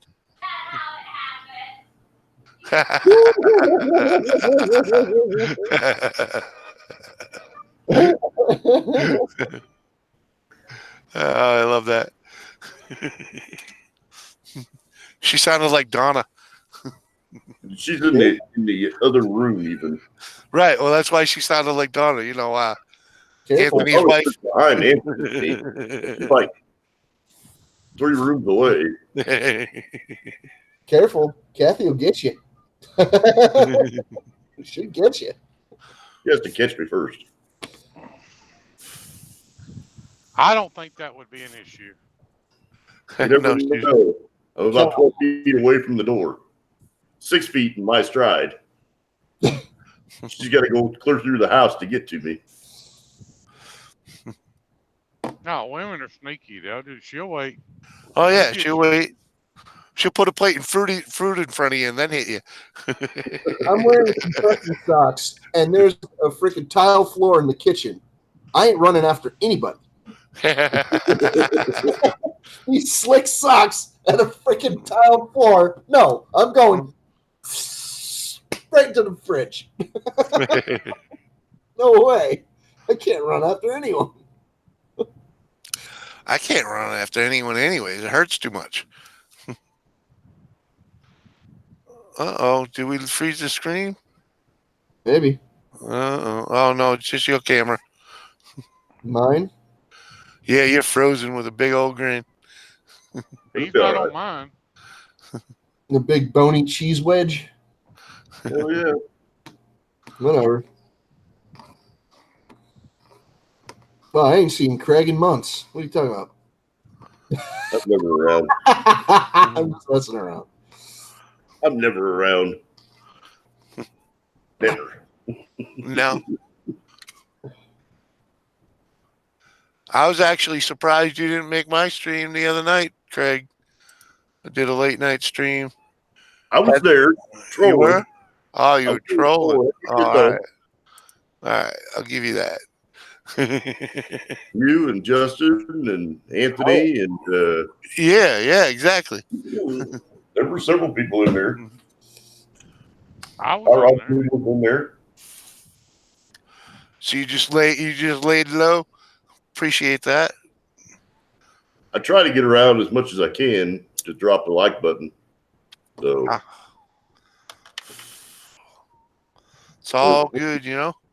with the redneck family, there usually is somebody on at every point in time of the day. Yeah, you just So have to kind of look hard enough. I gotta hit the like button as much as I can. There hasn't been as many people around lately. Kid's been kind of busy. Normally he's doing a lot more streams than he's doing. Oh this heck yeah! But you know, I'll let's just say I'm enjoying the weather. You know, getting out of the house. So I would like to enjoy the weather. I really would. I would been- like to enjoy the weather. I've been week. actually helping. Raining would be nice. Yeah, I hear you there. I'm looking at some serious rain, but I've had a couple of good days of being able to get out and about, and oh man, I needed it. You know, it's good for the soul, you know. We have had maybe a 3-day stretch with no rain since January. Right, that's all we get is a little, couple days here, a couple days there. Then it's either rainy or it's cold. You know, it was like or cold and rainy. Like I said, my heat's usually off a month ago. You know, not this year. No, we have a levee system that the Army Corps of Engineers built in 1950 something or other. We had a big flood in 1951, and they have the gates closed right now because they're letting water out of one of our big lakes. Yep. Because it's getting close to the top of the dam, and the whole countryside that runs outside of that levee is filled with water. Oh, So like half of our farm's underwater right now. Really? Yeah. Hate that. Hey Matt, how you doing, buddy? So you're gonna lose the first growth anyways, huh? But we're not growing any crops. You can't get No. into the field to plant. That's what I mean. You'll be a month or two late yourself, right? Probably won't have any this year because they normally plant our November soybeans by the 15th of June. And I don't think it'll be dry enough to get into the field by then. Even if it stopped raining tomorrow and it was completely sunny and 90 degrees for the next 2 weeks, I don't think they'd get any planting done. It's just too wet. Right. so have the fields been getting wetter and wetter, or is this just a wet season? No, they've been getting wetter and wetter. We've been getting rain. We've had about 3 foot of rain since the first of the year. No, I mean like over the years. No, this isn't typical. See, there's some people that would have you believe that we're all going to be wearing galoshes in our living room. Hey, Matt, we understand what's going on with you, brother. It's But rough time for you. this year, we might be wearing galoshes. Well, where my barn is up on a hillside. It's pretty high, and there's water standing in the barn yard, if you will. We got water actually standing in the yard. Yep. Another thing that a lot of people don't realize is that farmland is pretty flat. Yeah. Relatively speaking, on a larger scale when it concerns like water retention. And if there's any dikes around, they're going to keep that water in, not let it out. You get my meaning? So I'm just saying, like the the water runoff, it has to happen, you know, but irrigation also has to happen, yes. But I mean, you know, the water has to have somewhere to go. And Right. if it doesn't have anywhere to go, like Craig said, they might not get anything in the ground that year. Well, it can only go through the ground so fast, and when you keep getting more than what the ground can handle, it just piles up everywhere. Right. Well, it's not just like seeping into the ground. It's like running off into like rivers and streams and things. And, Yeah, but in Craig's farmland, when it gets held up in there and it seeps out slowly, you know, and that's why he has a duck pond instead of a farm right now. Well, did you ever think about taking some tannerite and, you know, making yourself a couple of drainage ditches, you know? I bet he has them. The problem is that right now the drainage is the property, and the river is completely out over the property.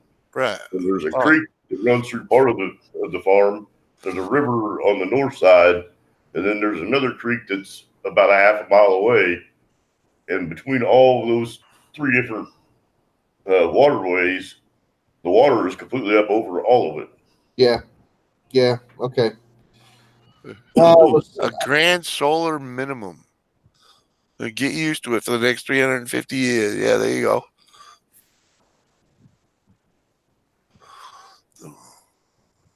Might actually get to walk across the Bering Strait again and be completely solid ice.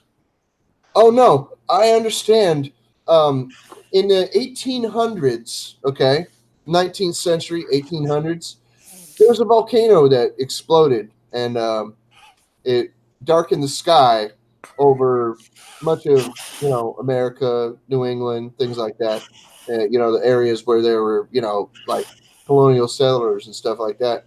And what ended up happening was, you know, a lot of the world was actually dark. It polluted a lot of the air for decades, and there's even like diary accounts of people saying it's very dark today, and the sun is shining brightly. There's no clouds in the sky, but it's very dark today, and they didn't know why. And it's because the particle count from the volcanic material in dust in the air was just horrendous. Well, horrendous, not horrendous. Horrendous. You know, it was real bad. And, you know, a lot of people could smell sulfur when there's no devil and there's no fire around and there's no breakage or leakage of any of their inadequate facilities, if you get my meaning. You know, so why do we smell sulfur? And a lot of people would equate smelling random sulfur with the devil. So a lot of, you know, Yeah. a lot of time in the 1800s, and they were like, I smelled roses walking through the center of town, but now I'm getting toward my farm and I smell sulfur. There's something going on. You know, they get superstitious. They get suspicious, and they're like, they get their anxiety up, and, you know, probably ate an ergot freaking roll for lunch, you know, and getting real scared now.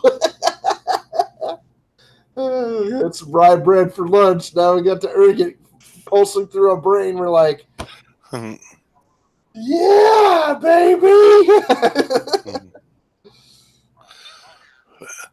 Another ice age, huh? Well, I've been noticing that off and on that the winters have been a lot colder, and we've been breaking records for low temperatures and stuff. Not this past winter, but the winter before. Connecticut set some crazy records. Yeah. Like below zeros. And I know y'all up in Massachusetts get zero temperatures or a little below quite frequently. It was brutal, to tell you the truth. I'm in New Hampshire, just so you know. Yeah. I'm very close to Massachusetts, but I'm in New Hampshire. Well, whatever. I'm just saying, like New Hampshire and Massachusetts both get zero temperatures quite frequently. Connecticut does not. That we really don't. And we also don't get a lot of temperatures over 100. Really don't get temperatures over 25, to tell you the truth. Yeah, it's rare. It's rare to get over 85 up here too. So when 85, no, I mean 95 here. Yeah. We could get 90 like that. That's not a problem. It's not super popular to get 90. Yeah. But we could get 90 without a freaking hesitation. 95, that's pushing it. 100, almost. It's not unheard of, but it happens most years.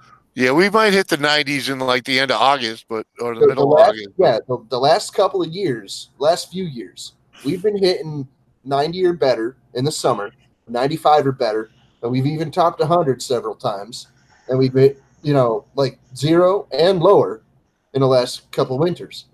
Not this last winter, but like 2 winters ago, especially. That winter was ridiculous. And don't even get me started on the winter of 2013 to 2014. Yeah, that was a brutal one. Dude, Without a doubt, I remember. New England was solid ice, bro. Uh-huh. What are you kidding me? Hey, you know what? For the first time ever in my life, the snowblower would not throw snow higher than the freaking pile, or high enough to put it on the pile. Up ice chunks. It That was was brutal. snow. That was freaking ice. No, the end of that season ended up with tons and tons of snow, dude. Man, yeah. We got buried up here. You ain't kidding. Freaking my friend's street. He lives in a suburban neighborhood, right? And the snowbank on the corner of his driveway and the street that he lives on was like over 7 feet. Just from snow blowers for like throwing the snow up there. Oh yeah. And the bank out in front of his house was over 5. Oh yeah, dude. It was totally I was there. ridiculous. Trust me. Yeah. I actually got out there with a torpedo heater and had it melting the piles. Oh my god, Seriously. man! Oh, I rigged up some AC duct on the heater and just directed it at parts of the pile just to make it disappear because I couldn't do anything else. I couldn't run the snowblower no more. My three pocket spaces got narrowed down to 2, and they were getting pretty narrow. Oh, dude, don't even get me started. One year living here, we were living in the other apartment that we had here in 26. This is 46. We're on the top floor now. We were on the second floor before, and this girl, I'm trying to help her. She's a neighbor, and I dug her out of 4 different parking spaces, and she kept freaking I'm like, okay, Darcy, do this when I tell you. And she didn't, and she hesitated between, gas and brakes, and it kind of like slumped her back in, and her car went sideways. Okay, Darcy, you're not getting the point. Can I drive this car, please? And she's like, oh, no, I don't know. Oh, okay. So she kept, the back parking lot there is kind of slowed down. I dug her out of 4 spots. 4. I dug out at least 4 other people that day. And this is before my back started freaking, misbehaving and, I couldn't do anything anymore. No. So this is kind of like 7 years ago, probably. And, it was just ridiculous. Yeah. So when people tell me, oh, yeah, global warming and climate change and that, look, dude, I'm not buying it. I'm not freaking buying it. I can't. I cannot buy what you're selling because it's not anything I'm going to use. I know what's going on. I see which way the wind is blowing. Literally, the leaves are blowing through the air off the trees in that direction. Not going to piss in my head and tell me it's raining. I'm not falling for it. I'm not. Global warming, nonsense. Yeah. Nonsense. Hey, the planet's been melting since the day it started. So let me break it down to you like this, okay? The scientists will tell you exactly how much the global temperature has risen in the last 150 years. Are you ready? It Yeah. has only risen. It has risen. Yes, Yep. it has. But on average, across the entire planet, it Yeah. has only risen 1/100th of a degree. Right. So Really warming. don't try to tell me that the planet Right. is getting warmer. Right. It's just We are changing. suffering through horrific ice storms up here, buddy. This does not feel warm to me. No. Not when we're having. We just had like the longest winter ever. It might not have been the coldest, but it's still not over with up here. Even no. Ken in North Dakota, it's still snowing over there. He had snow yesterday. Like, yeah. Here, like, okay, nobody's gonna care, but somebody posted in the Hangout chat for a certain video from a certain YouTuber. Yeah. Will remain nameless. Now, just what the video was about. It showed 8 inches of snow in the back of this person's ranchero in California, in Southern California. Oh. Yeah. My friend Kenny Miller. You might know him as God, I can't freaking. Anyway, Kenny lives in Las Vegas, right? Yep. Las Vegas had snow this year. Right. Which is very rare. His name is Rodder Files. His channel name is Rodder Files. Kenny's a good friend of mine, and he put up this video of him. If you go to Rodder Files' channel, you'll still see the video. It's still up. There's snow in LV. The sky is gray, and it's snowing. It's not really accumulating necessarily, but there are people like you could see them like kind of tense driving. You would notice it immediately, right? Because they don't know what it's like. we were quite familiar with snow, so Right. we know the tense driving on slippery surfaces and stuff. There's nothing worse than being stuck behind someone from Texas when you're on the roads up here in a snowstorm. No, Stacy knows snow. Stacy's intimately familiar with snow. Who? Yeah, you better refer that Texan statement somewhere else. Oh yeah. He's from Texas, but he Well, just put it this way: the guy's in a low-rider truck with what do they call them? Low profile tires, and he's trying to go down a twisty road, man. And it'd been snowing for hours, and this guy didn't have a clue. He was probably he's probably driving through Fitchburg.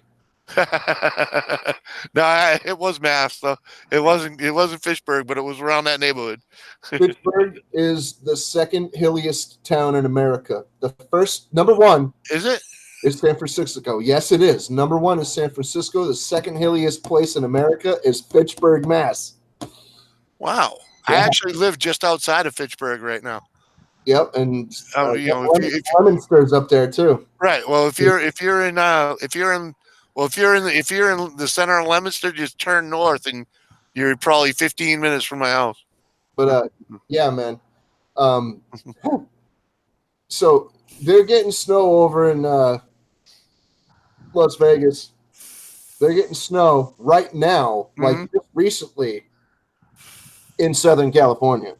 Right. The video that I'm talking about in LV happened a few months ago, or a couple months ago, whatever, right?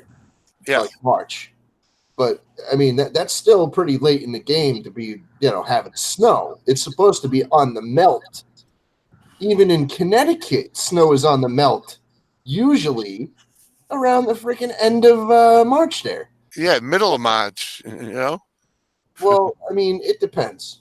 So right now, there's not a flake in sight. Mm-hmm. We have the AC on right now, but we do live on the third floor. To be fair, we live on the third floor, and there's no ventilation in this building. Right. Just saying. So, yeah, no kidding, dude. there's places in America that are, getting colder and colder, but these morons are telling us that the place is warming up, and it's like, wait, that was never gonna happen. Not on, no. There's nothing we can do to change it. It was never gonna happen. When I was a kid, there were people that used to think that the acid rain was fake and that it wasn't a real thing. Okay? Yeah, okay. Let me tell you something. I've been acid rained on a bunch of times, and I actually had one that was so bad. I was homeless, so I didn't have anywhere to get out of the rain or anything. So I'm acid rained on. Then I'm on my bicycle, and it's burning. My skin's turning red, and I'm like, oh my God. Yep. So I rode my bike to my friend's house as quick as I could. I stripped down naked in his front yard and hosed myself off. Nobody called the cops, amazingly, but I was burning so bad, dude. I had to do something, so I rode my bike as fast as I could to my friend's house. It was like a couple of miles away. I didn't know anywhere else to go. Right. Burning like Mount Vernon. I'm like, oh my God, it's in my eyes now. So, I remember acid rain. I mean, things like that. You don't believe it until it happens to you. Okay, fine, whatever. Hey, at least we cleaned that up for the most part. Well, I mean, I don't hear about it as much anymore. No, I don't. I still do hear about it. Yes. Right. Well, it's because we cleaned up the air a lot. But since then, there's less of an occurrence of it, Right. And it's probably still there, without a doubt. Yeah, there's less of an occurrence of it. So whatever. But I'm saying, some things you don't believe it until you experience it. Let me tell you something that I've experienced. I haven't experienced global warming. Okay. No. And I've known people all over the world. Exactly. I know people in Australia. I know people in New Zealand, and I know people in the Philippines, in China, in Japan, in UK, in Ireland. I know people all over the place. Okay. And they all tell me that no, global warming is not happening here. Nope. If anything, it's getting a little colder, but I can just throw on a sweatshirt. Well, yeah, that just goes out to what Drop was saying. We're moving into an ice age. Who knows? I ain't worried about it. You know why? Because I'm not going to be here. And there's nothing we can really do to change it. Now, I'm not saying that, it's not getting warm anywhere. No, I'm not. Because I'm not a scientist, and I can't speak. Well, they all use that argument the polar cap is melting. The polar cap's been melting since. Do you remember a map called the? Do you remember that they came up with a map called the Piri-Reis map? No. The Piri-Reis map is a map that has Antarctica on it. Yeah. In shocking detail. Okay. Now, I'm pretty sure that this is a real document, but I'm not a scientist, and I'm not one of those people that verifies documents and stuff, so I can't tell you for certain. But what I will tell you is this. There is more than just a Piri-Reis map that actually has, a map of Antarctica on it, or Antarctica on the map at least. Yeah. Okay. Now, this isn't a map of Antarctica. It's a map of the world, or the known world, and it has Antarctica on it. And since they don't know that they didn't know how to draw a curved world on a flat piece of paper back in the day, it looks very similar to a flat Earth map. We'll just let that one go for right now. Yeah. Just suffice it to say that I don't care. Whatever you've got to say, but whatever anyone has to say about that, let's discuss it at a different time. How about that? So what I'm saying is that at the time when that map was illustrated, it did not have ice where Antarctica was. Okay. I'm just saying there was no ice where Antarctica was. In fact, there's proof that Antarctica at one time had an awful lot of green there.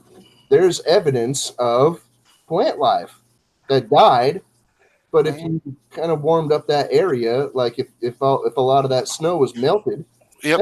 that plant life would start propagating again, and they might even have a nice little crop of multicolored flowers. You never know. But a lot of people for a lot of years thought that Antarctica was just this barren wasteland, big chunk of snow or an ice. Well, okay, that may be.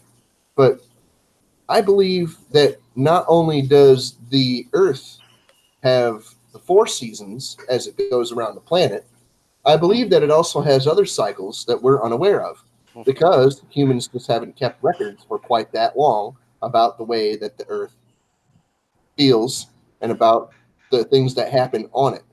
We could take some example from written historical records. Even the Bible has some important, information in it that could be vital to telling us about how the weather was back then.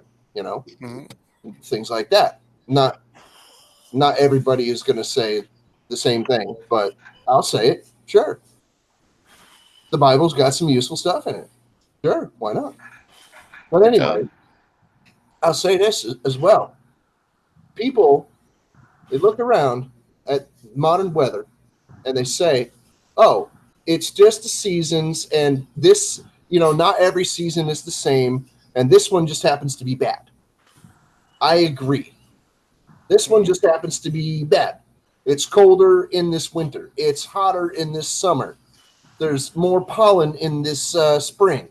There's more deterioration and rot in this autumn. Okay, and the frost came a little too soon. The winter showed up a little too soon. Started snowing. Started freezing. Yep. And not That's good. But I'm not talking about now. I'm just giving examples of. But that was this past winter though. Winter came quick and maybe never to leave. Describe all the past seasons that happened in the last 365 days, but that's not the point. My point is they're just picking random. Oh, this spring came early and it's real sunny. There's like 90-degree days, and well, no, that was last year. Right. Well, whatever it is, people say, oh, this is a good spring. Now I can plant flowers early, and then they plant flowers early, and bang, the frost comes back. They get a cold snap, and all their little plantings die. Mm-hmm. All their little buds don't get a chance to open up, and they get all frozen and die. Well, okay, well, whatever. They have to replant, and I've heard stories about this many times, and I hear the old folks say, "Oh, well, yeah, stuff like that used to happen a lot." But it's a little different now. But that's up here in New England. You don't plant anything until after Labor Day. Right. Well, a lot of Memorial Day, rather. Sorry. A lot of older folks, like my grandparents and stuff, it's like, well, the climate's a little different now. No, it's not. Right? It's the same. It just changes. Hold on. They say it's a little different now, and they were saying that 25, 30 years ago. Now, you ask those same people, is the climate any different now than when you were, like 30 years old? They're like, well, it was for a little while, but no, it straightened itself back out. It's normal. Yeah. It's cold and miserable again, and New England's fine. Right. Right. Well, that's why that's the old saying. April showers bring May flowers. Well, we didn't see a freaking flower here until May. And granted, the past few years we've seen flowers in April. But this year, we just got blossoms on my apple tree a week ago. And that's actually right on time. Okay, I got this one. Drop. You know why the sun is definitely different? It's because you've been looking at it your whole life and it burnt your retinas. It doesn't look the same because you burnt that color off your freaking eyes.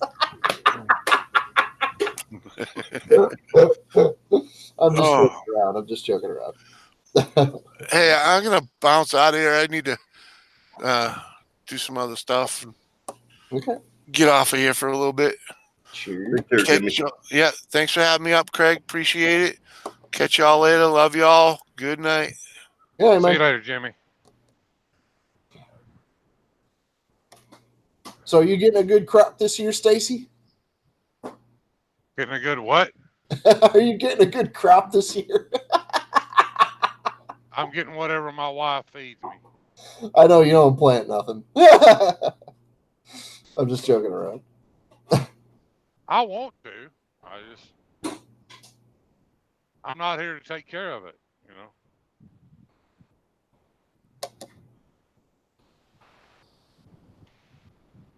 I just sitting there editing video or listening to y'all talk. All right. I'm just babbling my face off because I think I need to go to bed too. Drop. I have no doubt that you're planting a lot of stuff, and it's probably all gonna come out pretty nice. Yep. He's definitely been putting in some time planning and sorting that stuff out. So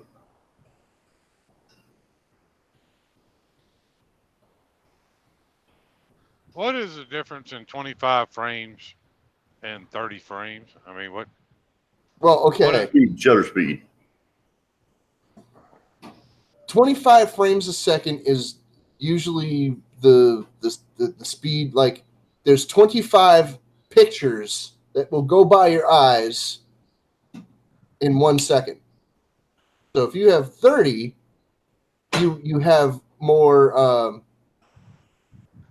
control over, like where you can clip something. Like instead of being able to like clip it here, you'll be able to clip it and you can't clip it like right here where you want to clip it. You'll either have to clip it here or here. So if you use 30 frames a second, you'll get more options to inch closer to exactly the point where you'd like to clip. Or you get more options for thumbnail you want to take out of that out of your one of your clips if you want to take a thumbnail. So frame rate, the higher frame rate you have, the more details you can manipulate. Yeah, I'm using 1920 by 1080 pixels. Okay. At 30 frames per second.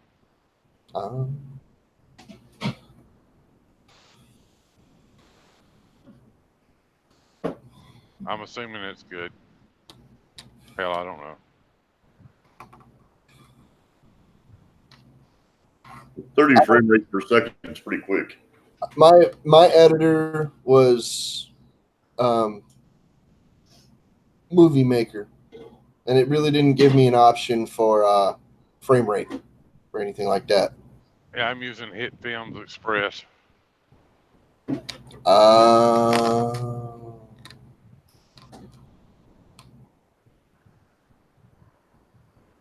Yeah, I just I used whatever was free because Well, this was free. I mean, I am Pope.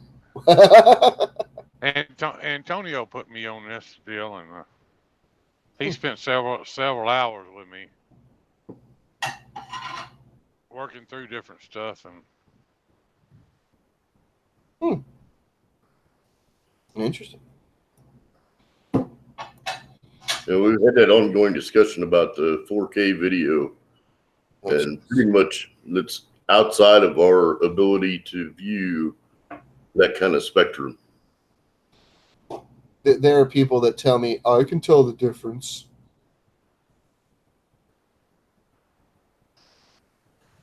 I really don't know that you can. I mean, I honestly, I have a hard time predicting what the difference is between 780. To be fair, 4K will give you everything from 0 to 4K. Therefore, you can get better than 1080p, and you can only see up until like the 2200 or the 2500 range anyway. So it's apocryphal. It does not matter. It's laughable at this point. 4K whatever. But they don't make a TV or a camera or video in 2400 or whatever we can actually see. So once you reach the pinnacle, I mean, there's nowhere to go from there. But people are still saying, "Oh, well, this is better because it's more and there's more definition." And how do you even test for it? And why is it even necessary? If we've got the best that there is, that there can be for human perception, then why does it need to be better? Why does it need to be better than human perception? That doesn't seem to make any sense. If you can't see it, what difference does it make anyway? I mean, Exactly. It makes no sense to have it there. To be better than human perception, you can only perceive to a certain point, and then you can't perceive anymore. You know, your clarity is what it is. You know, the resolution of your mind being able to accept input is what it is, and your mind is simply not rigged up to accept 4K.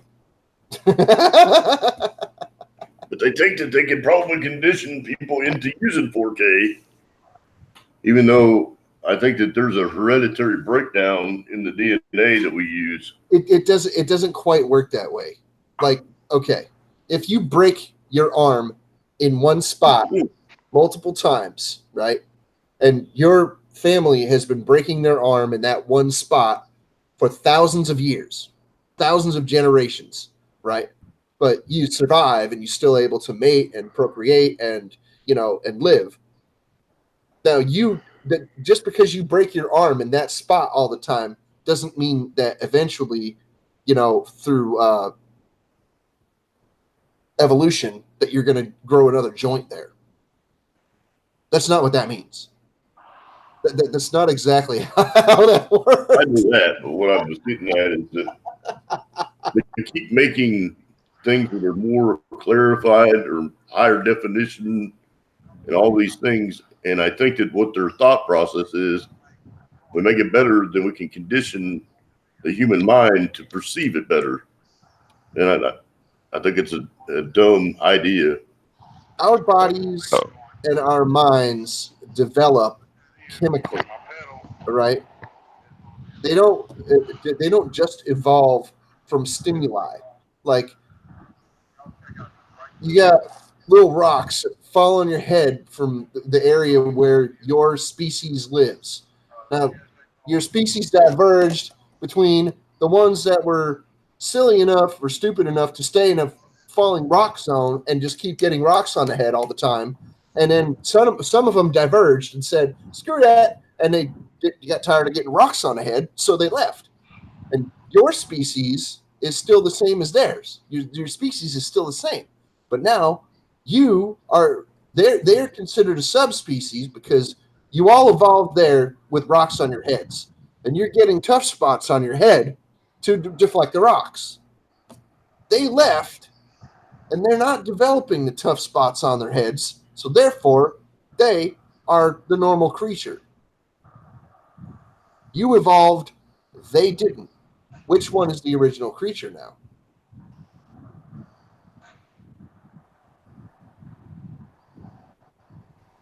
Depends on what, like, that requires too much thought. That's kind of what I'm saying. You know, it's the chicken or the egg thing. You know, like it's even more complicated than that, though, because me as a person, my genetics come from two different people, and those people came from two different areas. Even though they may be interconnected or intercombined, they're still not the same. So crop failures worldwide has been cut about 30%. Next year it will be 60%. Plant corn and soybeans. Wheat may not be viable. Well, when we have hydroponics, we don't need to plant things. We don't need to plant any food ever again if we really can't plant things. We can grow food hydroponically. Like any plant that you can grow in the ground will grow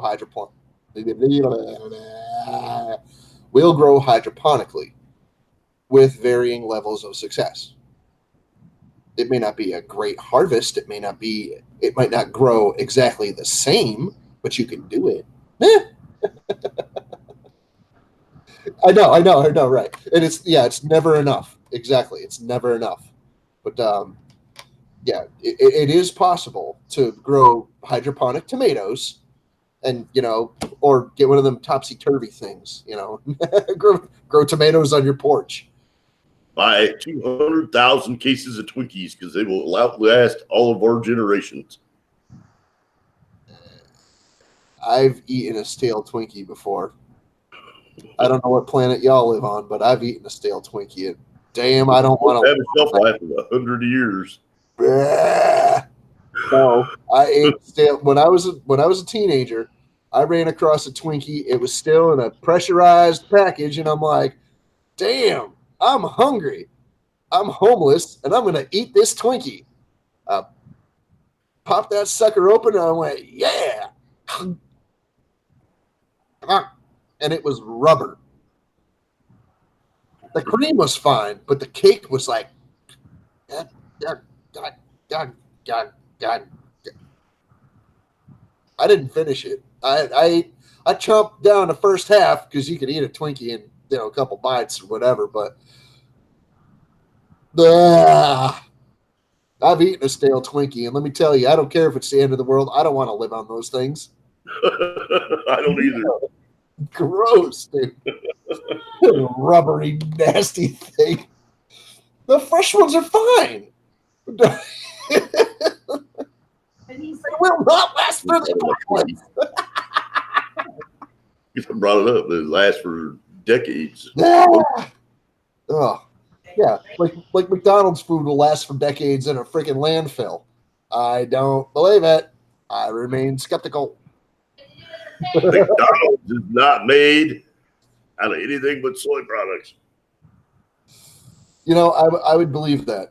To tell you the truth, I would believe that. I believe that it's probably a bunch of soy, recycled paper, and recycled food grade paper, and beef juice.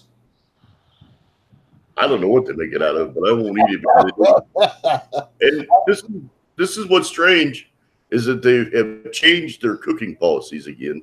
Okay. So they're reintroducing the frying table to cook the meat with. Instead of putting it all into the steam microwaves like they've been doing, they're going back to grilling it. I've never known McDonald's to use anything but a frying surface to cook their burgers. No, they did away with it completely for a long time. Yeah, they're using all microwave. The I shit was they get, working in McDonald's. shit they get now is pre-cooked. I was Yep. working in McDonald's in 2000, and they had fryers. They had a griddle to with the clamshell. You put the burgers down, and then you put down the clamshell. It cooks the burgers, and then when the clamshell pops up, you scrape meat off the thing. You put it in the cabinet. No, they're doing that. They did away with those. Jeez, And I then, know. I'm pretty antiquated, and that was like 20 years ago. But you really they stopped actually cooking the burger? That's dumb. they just put them in the microwave, and then they put them in those steam containers like you would do if you were putting them in a clamshell. Well, I don't eat McDonald's anymore anyway. The last time I got chicken McNuggets, they were disgusting. Remember, Crystal? They were more than disappointing. It was terrible. And the burgers were okay, but man, the chicken McNuggets made me sad. They made me sad, bro. Like, oh, that's not a chicken McNugget. It looks like a chicken McNugget, kinda. It's very sad looking, and it does not taste very good at all. I'm gonna have to stay and not eat McDonald's food anymore, because the last several times I've eaten it have been disappointing, and I'm like, no. My wife loves their sweet tea, and she likes to eat their breakfast sandwiches. And she's like, let's go to McDonald's. And I'm like, you can't. I want no part of it. No. Oh, and I don't eat those pizzas, those frozen pizzas from the grocery store, those cheap ones. Man, I loved those things for many years, man. They were great.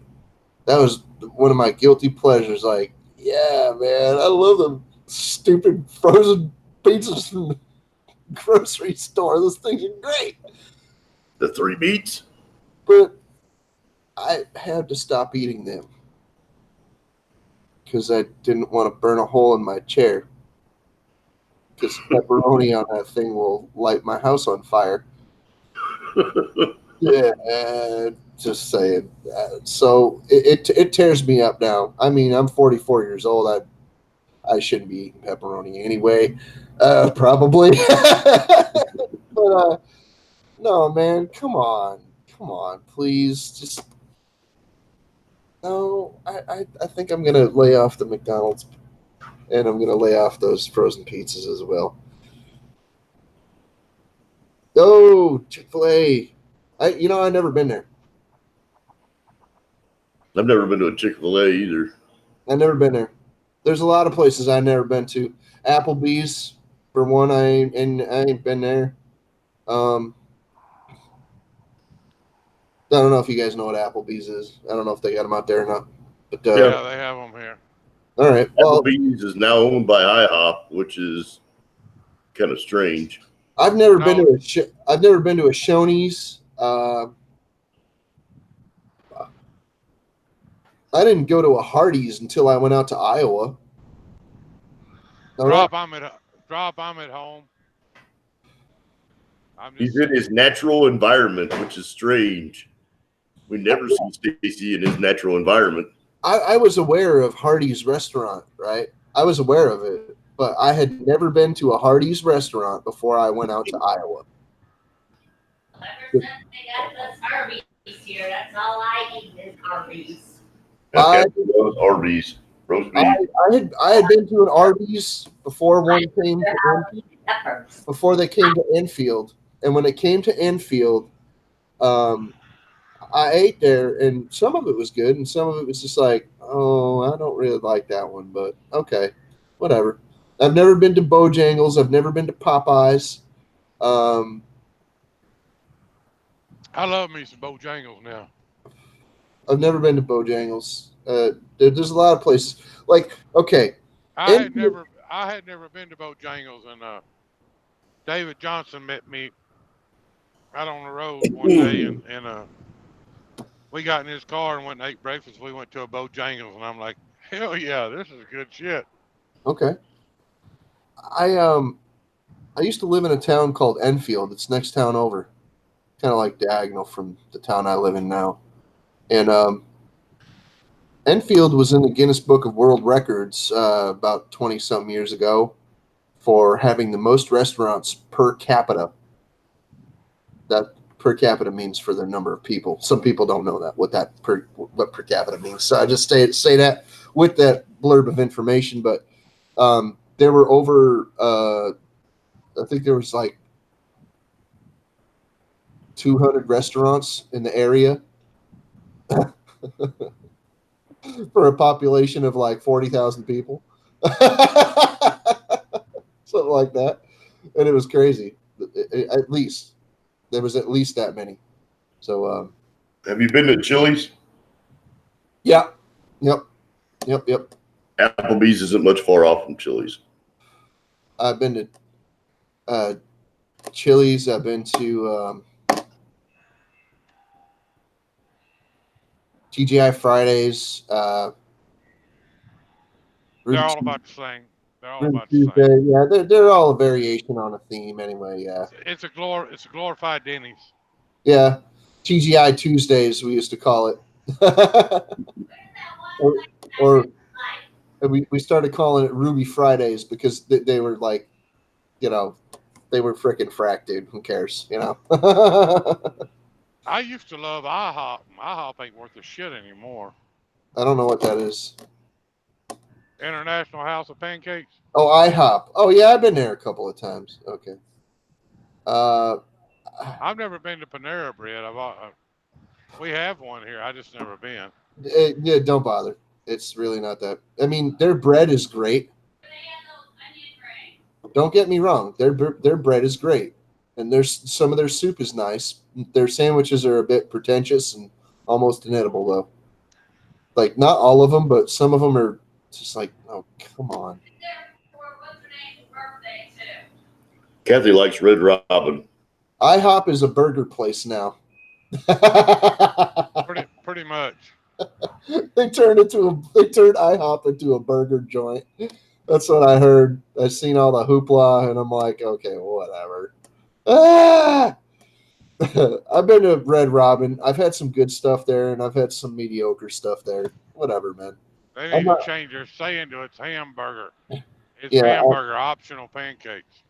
Yeah, I'm not really big on restaurants anymore. I'd rather stay home and learn how to cook something myself. To tell you the truth, I'd rather stay home, learn how to cook something, and fail at it, and then and then do it again successfully or close to successfully, and say, you know what, this is okay. If everybody's enjoying what I'm cooking, I don't see a problem with this. You know, I really don't like. I really don't care about restaurants, you know? Really doesn't excite me like it used to. Like, ooh, let's go out. No, I really don't feel like being social. Not that I'm antisocial. No, I just don't feel like being social. One caveat I had to that idea is seafood. I Well, love seafood, but I would never buy it and cook it at home. There's a Red Lobster, and Red Lobster is it was pretty good. Your daughter doesn't like to eat out either. Refer to my cooking videos. Yeah, okay. I liked Red Lobster a lot, and there was also another restaurant.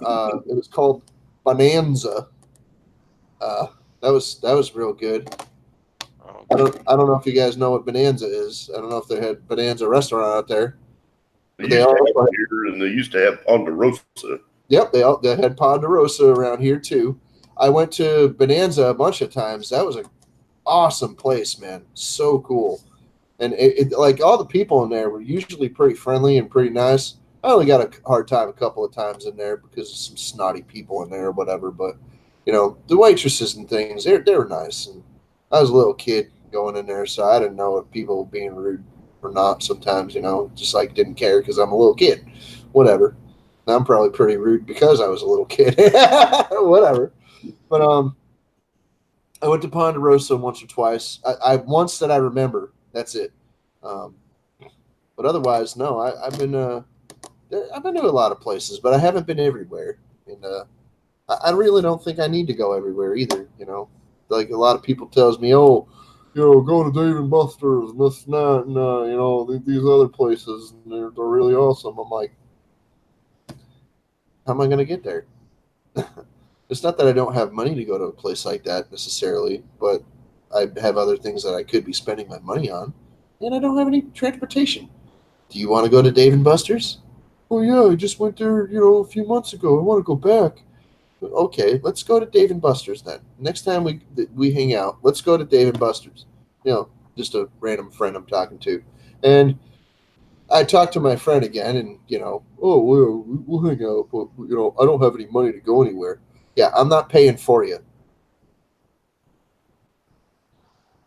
I really shouldn't be spending money on myself to go to a restaurant like that. Never mind paying for you too. So whatever. Yep. Hometown buffet around here. It used to be called Old Country Buffet, and it used to it was okay. If you wanted food poisoning, that's the place to go. Yay! No, I'm not exaggerating. I used to see ambulances out in front of that place all the time. I ate in there a bunch of times when it was. I ate in there once when it was Old Country Buffet and nothing happened. I ate in there when it was Hometown Buffet a couple of times, and I got an upset stomach one time, but it wasn't bad. And I tell you this, man, I used to see ambulances in front of that place all the time. It was ridiculous. How about First Cafeteria? I don't know what that is. I used to love Fur's Cafeteria, but it ain't worth shit no more. They don't hardly have any of them around.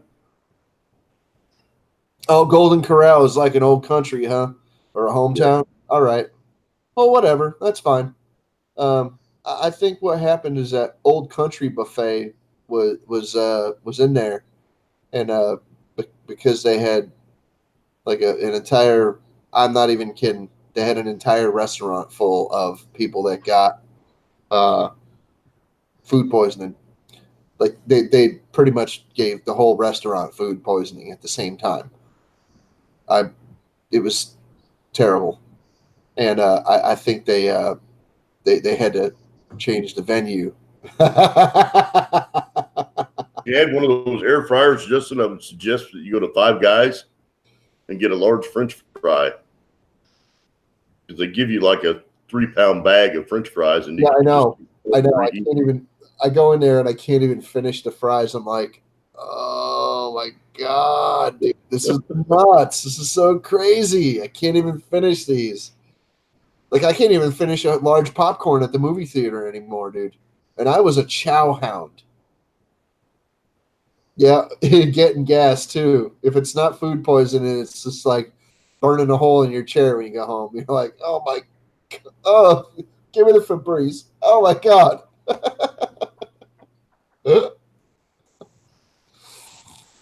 Oh man. So yeah. I tell you, there's a lot of places that I would like to go, that I would have liked to go, but like I said, nowadays, me okay. I'd rather go to the grocery store and pick out some nice cuts of meat and some fresh vegetables and some, if I need grains, pick up some rice or corn or whatever I need, and I'll make something. That even this way, man. Even this way, you ready? I would rather bake my own cookies nowadays than to go out and get a bag of Oreos or Toll House or anything like that, or Keeblers or whatever. I would rather bake my own cakes from scratch, like flour, eggs, milk. Like I was telling you the other day, Craig, I made my own pumpkin bread. I still got some muffins over there on the table. We're muffined out. I made 3 damn dozen. We're muffined out, bro. We're muffined out. Oh man. I'm gonna eat the rest of them tomorrow. Hell or high water. I'm gonna be like, okay, it's me and you, muffins. I'm just gonna Cookie Monster them down. Get the blender out, put them in there with a pound of butter, blend it all up, and then just spoon feed yourself with it. No, I'm not doing a buttered muffin smoothie, you dork. What was that? I'm not doing that. No. Put a little rum chata in there. It'll be okay.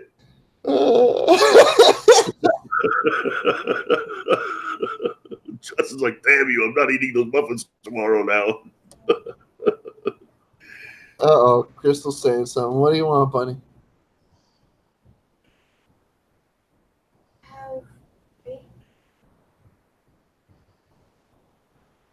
Okay. She said, we have baking powder. We can make... She trailed off and I couldn't hear her. Wait a minute. Baking soda.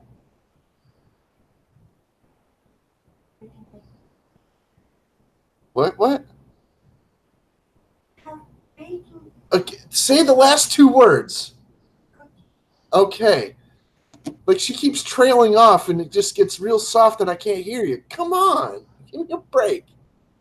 She did have laryngitis. You have to give her a little bit of a break. She has laryngitis, and that's the point. Because when she talks, she trails off at the end. And even when she's talking normal without laryngitis, sometimes I can't hear her. Now it's like impossible. She's like whispering already, and then she like trails off. And I'm like, but she did it like 3 times in a row. You just seen her do it. Just be glad you're not throwing that nice little rubber thing at you. I love you very much, but come here. Come here for a second. Come here. Come here. I love you. Love you very much. Now, tell me what you needed to tell me. We have baking soda. We can make cookies. Why couldn't you just come over here and tell me like that?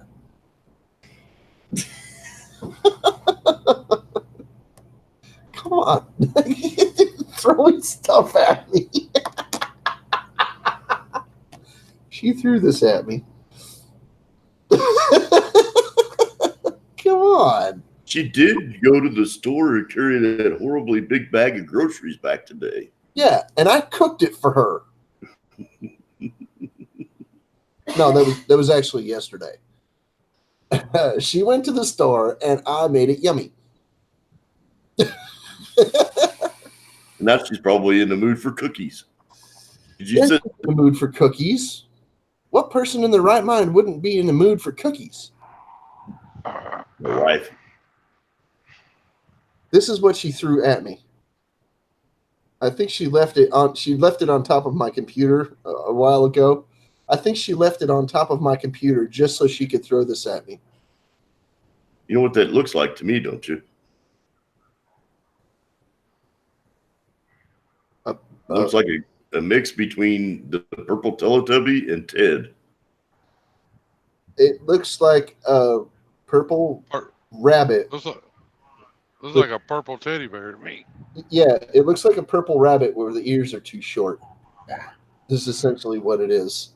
Or a long-eared teddy bear. Yes, you're right, Stacy. But we know that this is a rabbit because the ears are a little longer. And the white tail. That's the only thing that even remotely makes this a rabbit. So, it's okay.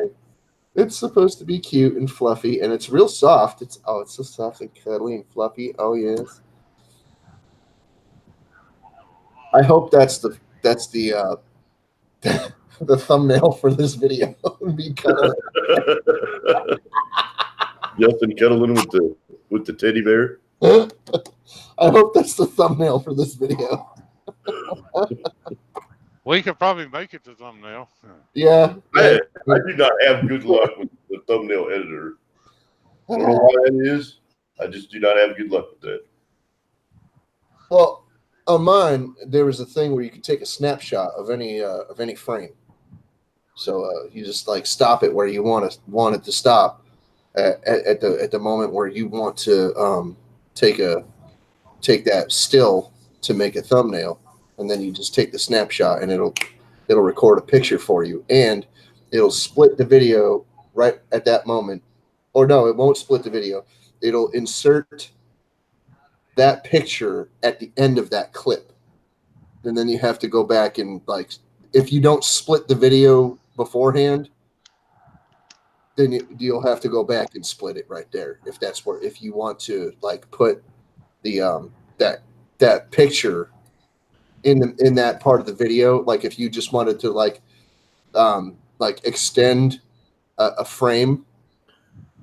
Yeah, like if we showing somebody like skateboarding and they face plant, and you want to just like show them the person's face like just touching the pavement, and then extend that moment, and then write something stupid over it like "ow, dummy," whatever, and then have the video continue. I've done that a bunch of times with my videos as well. The first actual editing that I did was with that video that Kathy put up of the mower.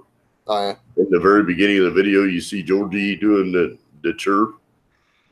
And when I was in the video editor, I just took that frame and I dragged it way out. And he was chirping like 300 times.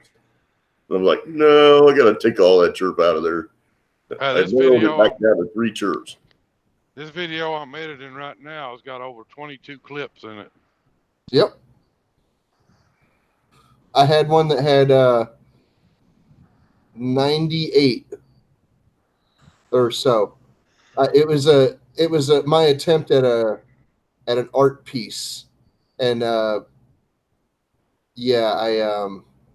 what I didn't realize is that I didn't have to do it with a bunch of clips and then have to cobble 98 clips of video together to achieve that noble goal. All I had to do was just clip everything out that I didn't want and make it look like it was herking and jerking and like, artsy. Yeah. So yeah, I was silly. But whatever. We're Live and still learn. trying to figure that whole editing thing out. It was a video I did a few years ago about me making coffee. So just saying, because Put that's the like, copy in the cube tray. Put the cube tray in the freezer. no. It was just regular coffee. That is regular coffee for you. No. It was just regular hot coffee with sugar and milk. That's it. I think I might have rolled a cigarette in that one too, but that might have been enough. But that might have been a different one. But yeah, Hey, Justin, do you have any more of the Zippos that are soldered together? no, I don't. But I can make more. I would have loved to have had one of them. I can make more.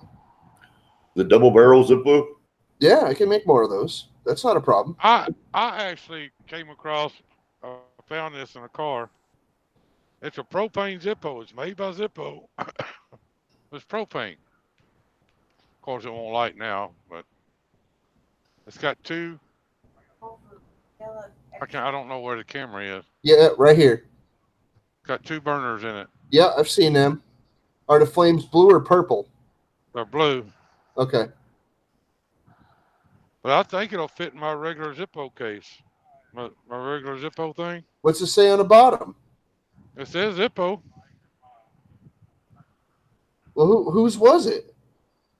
I found it in a wrecked car that we wound up with. Oh, okay. Yeah. Well, what's the date code on the bottom? On the right of the Zippo, there should be like a 17. No. Yeah, 17. okay, so that's 2017 that was made.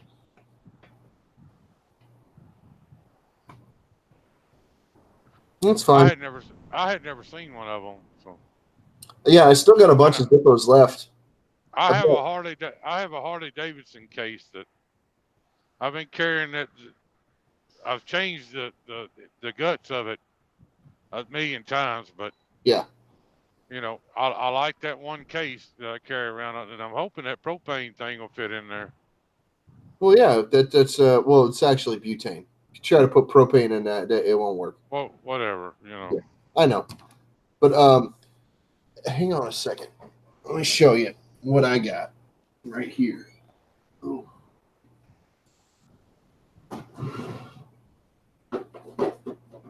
What is that? Kathy Durbin and Small Engine Nation, but not Twisted R Racing. What What's happened? that? What's up with that? I guess I'm coming in the middle of something.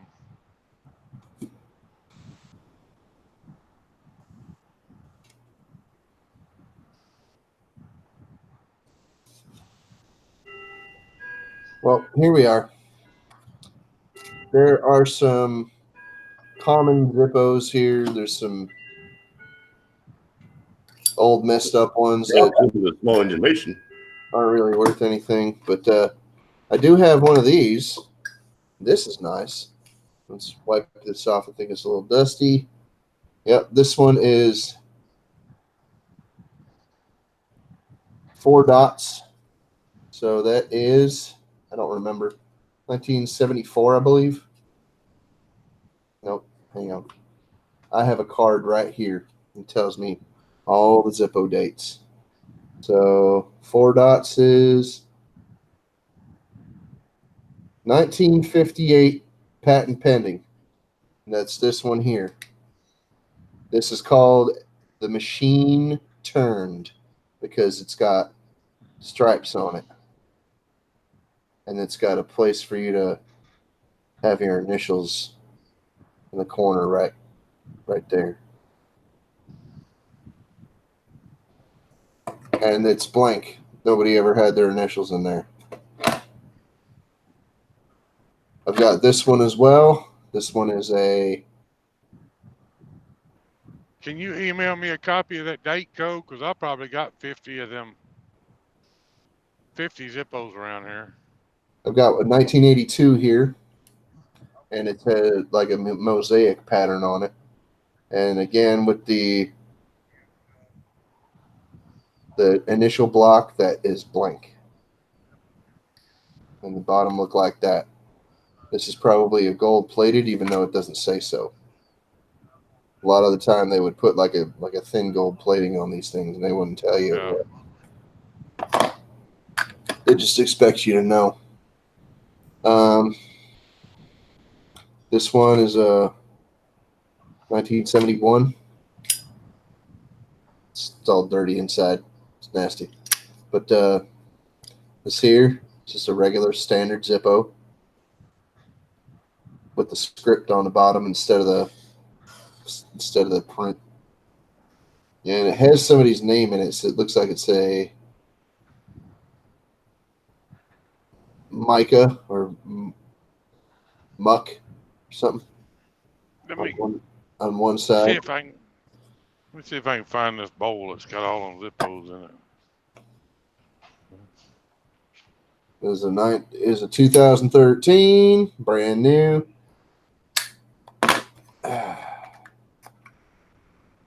Yeah, my Harley Davidson one that I like has an 05 on the bottom of it.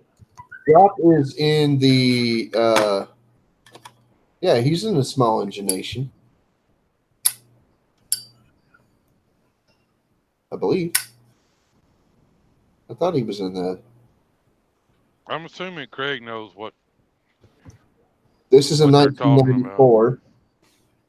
It says X on it, and anything that says X on this side is a 1994. I got a bag full of Zippos in here somewhere. This one is not in great condition. The brass is showing through on this side. Very well worn. And the insert is probably... The insert's probably had it. Yeah, this is my one that I like. And...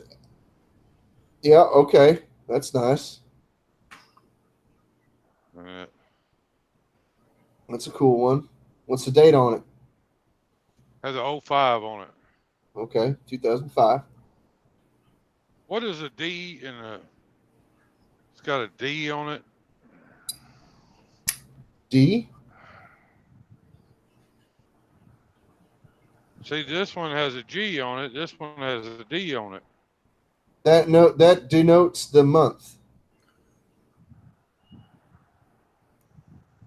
So D would be 4, which would be April. And G would be 7, which would be July. And Craig, I thought we had drop in the Hangouts already. Maybe we don't. this Yeah, is, he's in our small nation group box, and I just created a box for Drop Kathy and I so that she could chitter chat with him. Oh, this is a April 1994, and it has this fella on there.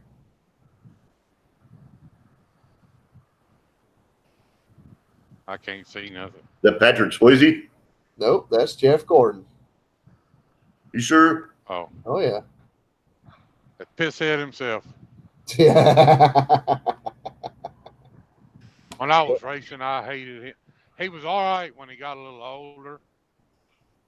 But you Yeah, a know, lot of people still I don't was- like that guy. I was racing with him when he was that age. And Well, anyway, yep, I get this this nice Jeff Gordon lighter here, 1994. And yeah, I got a bunch of them. So anytime I can find somewhere to work where I'm not gonna light my freaking apartment on fire, or babies and sissies ain't gonna call the police on me for working in my apartment, then yeah, I'll be making more of them lighters. Hey, Craig, you got control of the thing tonight. I don't know if Drop's wanting in my personal hangouts or I don't, Hangouts is a difficult thing to navigate.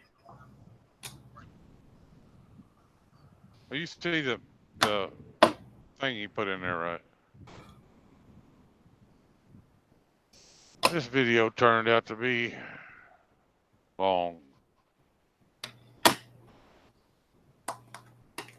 What is it? Just you hauling or what? No, it's me working on these brakes. Oh, okay. Well, I don't just collect Zippos. Oh, I have one of these too. And the initial spot is also blank on this one. One of these old boys. The black one with the little brass thing in the corner. Yeah, do you have any of the mini ones of those? No, I do not have any of the mini ones of this, but I have this one. And it's not terrible. It's just needs to be cleaned up a little bit. They all need fluid. And I believe most of them have a decent flint in them. And if not, I have a pack of flints, so it doesn't matter. I have a gold one here. Well, gold-ish. It's tumbled brass, it's called. It's an E03, which would be May 03. And let's see. I have a Winston Select one here. Any of y'all smoke Winston Select? No. Or Winston of some sort? This No. one's also a 1994. You see a Winston Select onto it right there.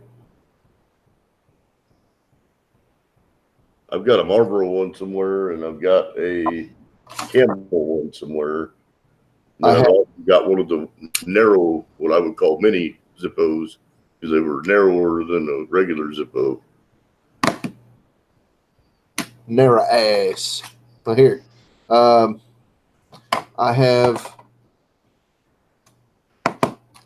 have this one here, which is stripes going the other direction, and this is a 06. And it's got stripes going the other direction. It's kind of dark too. The stripes are going this way. But that's another tumbled design. These are called street chrome. It's like a matte chrome finish on there, which is not I everybody. like that one. It's not everybody's favorite. Some people like them. This one's in real good shape though. These tend to be the new Basher Zip, the new tosser one. You know, the one that everybody's just like, oh, yeah, Zippo, whatever. This thing's a piece of junk, and they just throw it around and whatever. But no, these are actually a good Zippo. You know, it doesn't matter what the finish is on it. It's still a Zippo, and it's still a good lighter. But these ones tend to be the ones that people trash on nowadays. It's the new brushed chrome version. And then I got this old boy. It's a brushed chrome from 2013, and it's never been used.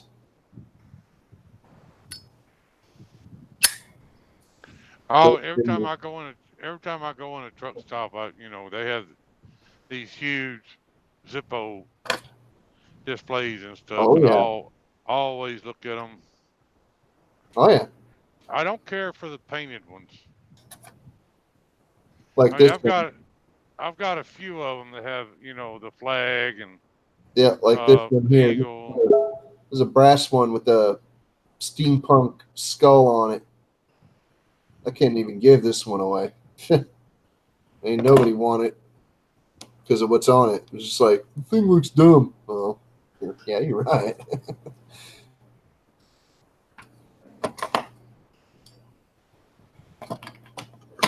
I had a bottle of that butane around here somewhere.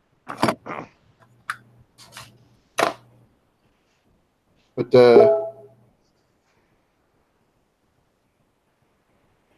I don't know if Hangout is in. I don't know if Drop is in Hangout, but somebody is. Bling bling bling. Bling blinging away. Oh, there you are. Drop and Kathy and Ian. Ian's in here too. And nobody said anything about my hairy frogs. How many people we got in the chat? I don't know. Or how many people we got watching? Participants, Drop, Kathy, and Twisted. I'm not even in there anymore. I'll be like, hey. How is that possible? Well, those are the when I toggle the participants. Now I'm looking at the participants of the group of the chat, and it says Drop, Kathy, and Twisted R Racing. If Jimmy's still in here, Hot Red J is still in here. yeah, it wouldn't let me add Drop to any other Hangouts. Okay. So Yeah. he's got his Gmail set to not allow people to add him or not. I don't know what's wrong with Hangouts that it's not very efficient. It's not very fun to use. It's not very easy to use. If they got it set up some stupid way where you had to use your Google Plus and add it to contacts, and then now it doesn't even let you add to contacts anymore. The thing is still there when you hover over somebody's name. It'll still let you add them to your contacts. It'll still let you click it, but it doesn't add to contacts because you hover again and it says add to contacts again. It doesn't say because like the other ones that have already been added before they got rid of Google Plus, they all say edit profile. Or unknown. That's my favorite. Yeah, that too. I found one of those the other day. No, it doesn't say edit profile. It just says profile. And add to contacts is no longer blue. I'm looking at Jay's right now. And yeah, it says no name, but I know who this is, and he's in my contacts on my phone because I sent all my Google Hangout contacts to my cell phone. So now I have a list of Google Hangout contacts in my phone. Anyway, whatever.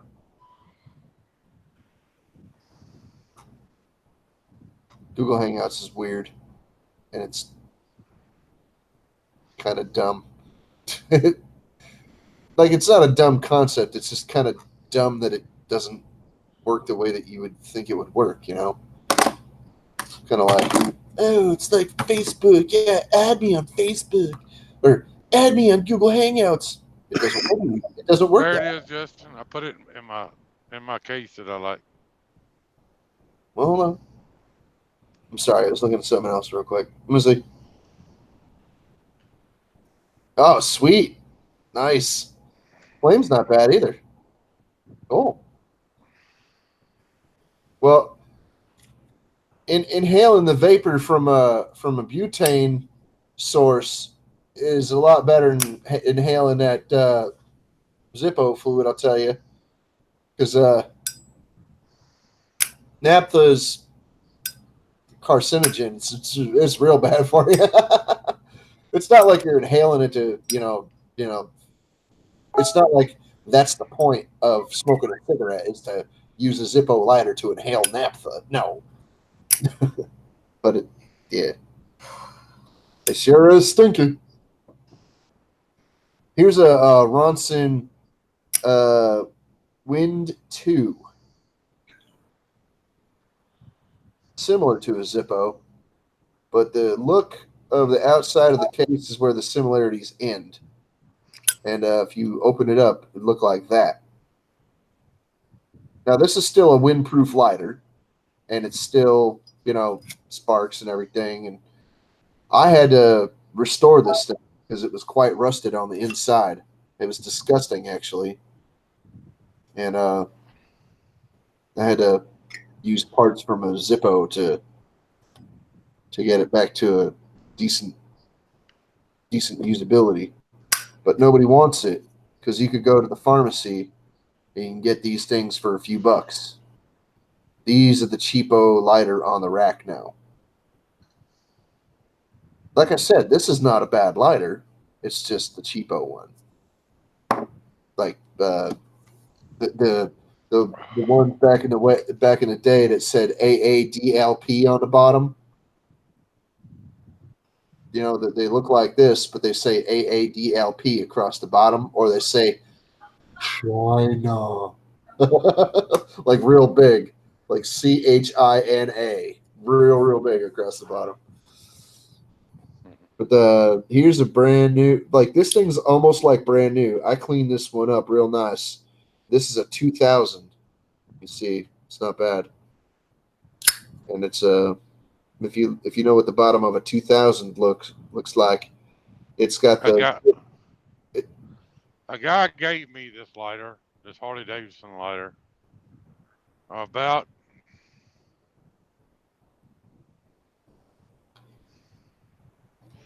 10 years ago. Yeah. And I've carried this lighter since the day he gave it to me. I don't remember the guy's name. I know where I knew him from. It was a place that I used to pick up freight at all the time, and I don't know.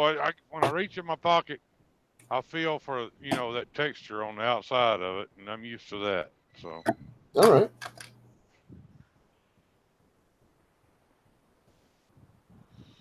But I put the propane insert or the butane insert in it now. So. Here's the last one that I have, and this one I know for a fact has never been used because it's still got the sticker on the back. And from what it says engraved on the lighter as well. It says Tony Best Man. I know you can get a whole sheet of those stickers or a whole roll of them, I know. But no, this one says Tony Best Man on it, and it's like pretty scratch free. This thing is brand spanking new. It hasn't been used. So sticker's not busted or nothing. And nobody wants it because it says Tony Best Man on it. You know, it's from a wedding party. You know, it's a wedding gift. You know, just like people give gifts to the groomsmen and stuff like that. Well, it's a groomsman lighter. Yeah. So I got two more that I found today. One is a J16 and an E13. All right. I've got in here, let me see. I'm going to try to get in this box. One moment, please, while I fiddle fire around with this. Come in the box.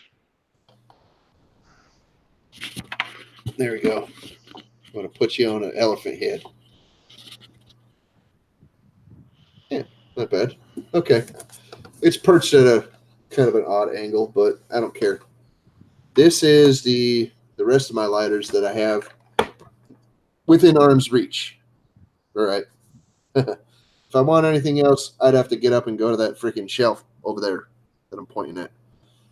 There's a bunch over there too. There's some that I actually made from scratch. Anyway, here is one of those old boys, the Ronson ones. It's got somebody else's initials on it, but Crystal got this for me for my birthday some years ago. And it works. It still sparks and everything. I don't think there's a flint in it right now, but it'll spark. And it works fine. Just fine. And we got that nice pattern on the inside right here. You see that? That's a nice pattern right there. And these spring-loaded cigarette stays work just fine. And this is for short boys. This is for Lucky Strikes or Camel. Chesterfields will not fit in here, and neither will Pall Malls. This will not accept regular size cigarettes. either that or you have to roll your own, or carry around a bunch of, other things that you rolled. Anyway, this here is I just keep it in the case because I've got a case. This is from First Federal Savings, 1 South Dearborn Street in Chicago. It even got a black brass or bronze placard on it that says FF. And this one got a nice insert in it. It needs to be cleaned though. But if you look at the bottom, this is a 1950s lighter, without a doubt. Look at all that verbose writing on it. See that? Yeah. I don't know if you could see all that, but it's crazy, crazy amount of writing on the bottom. Plus, it's all dented up from somebody like tapping with it. So somebody had a nervous habit. There's that one, and then there's another one that I have that's also from the 50s. I'll try to find it right now. Here it is. C. Harold Sabinius Company Distributors. And then the little placard on it fell off. There was a placard that was welded on there. And that's like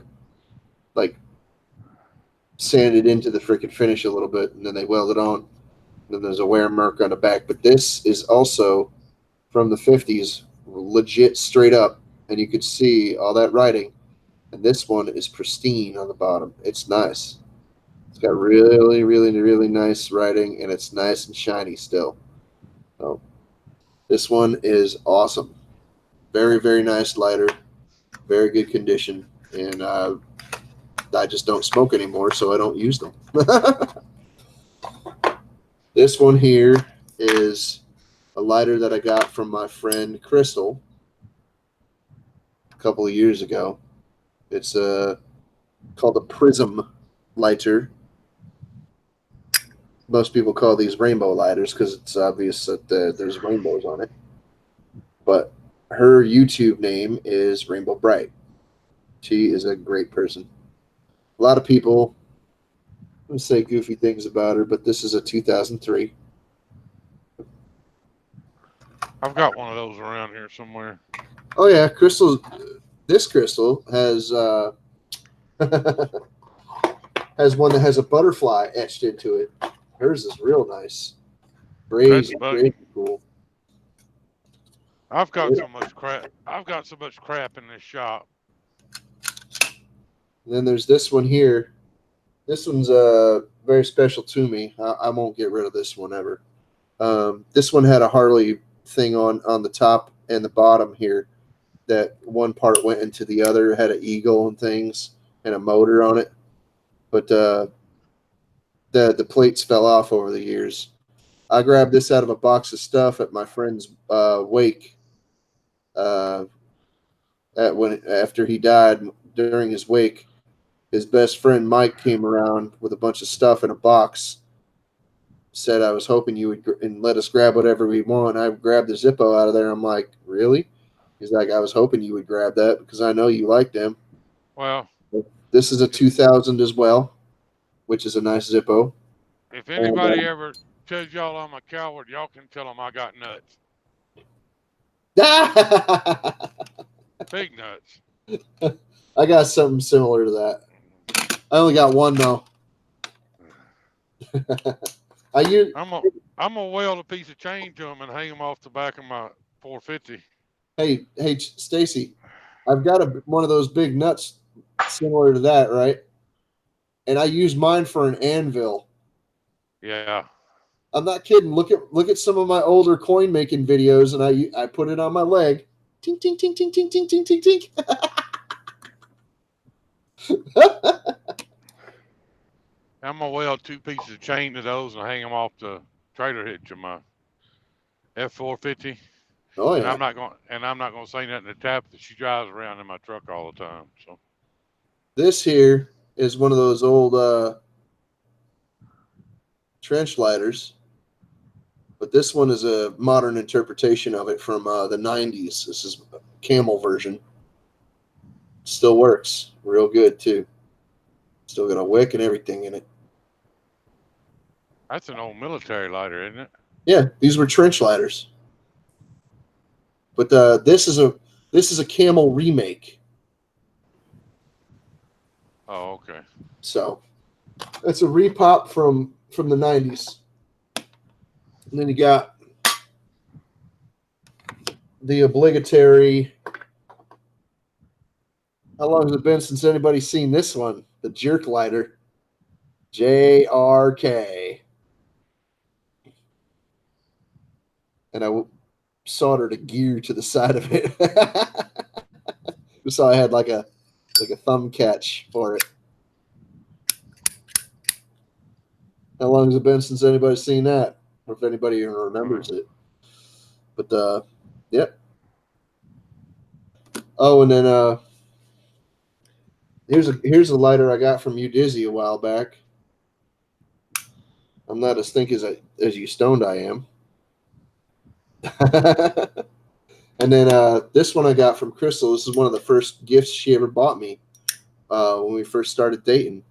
This is a pile of skulls lighter. It's not a Zippo because it's real thin on the side there, but it's nice. It's very nice. It doesn't work anymore because the spring won't stay in it because the screw fell out of the bottom of the insert. But it still looks real nice, so I kept it. Is that a Zippo? No, it's not a Zippo. It's just a cheapo lighter, but it's still cool. So I It just looks just like a Zippo. no, it's too thin. But here is the shiniest lighter I own. This brass one, and it's got my name on it. And it says solid brass on the cap there. And on the back, it has a pentacle.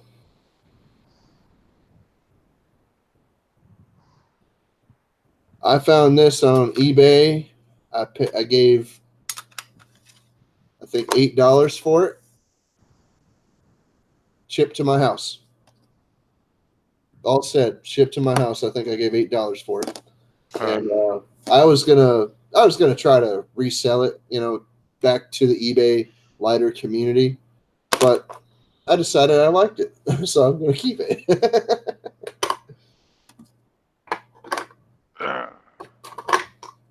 And that is all of the lighters I could show you right now that are not on that shelf, because that shelf's got a bunch more.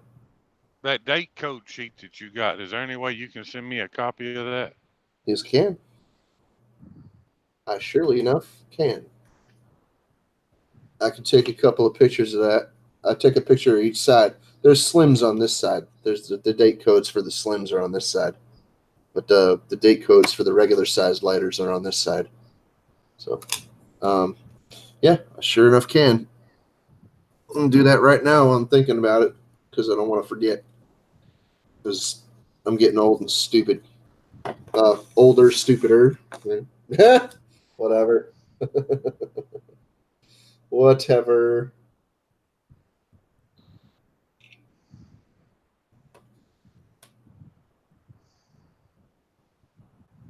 Here.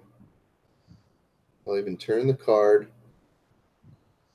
the right way so that it says it the right way. And now I have the pitches. The pitches. Who gets the pitches here? Yeah. Who gets these pitches?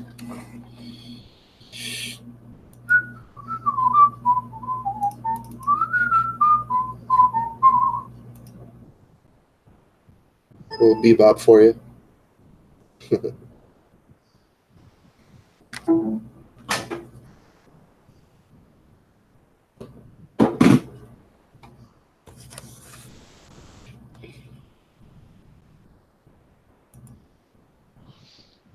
Well, Greg, I ought to be getting some watch hours from tonight. That's for damn sure.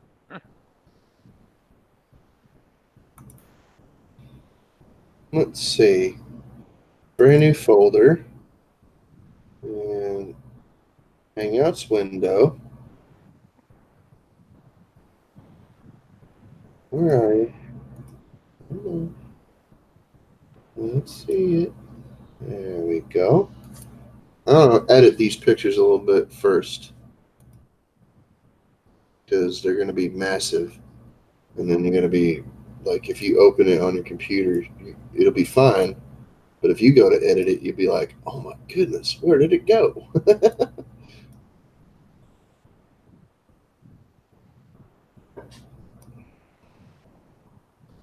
All right. And then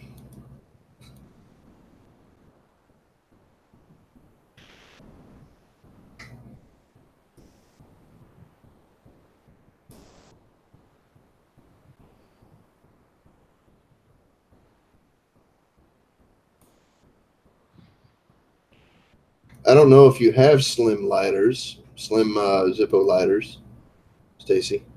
I've got some of everything around it. Where do you want me I to put it?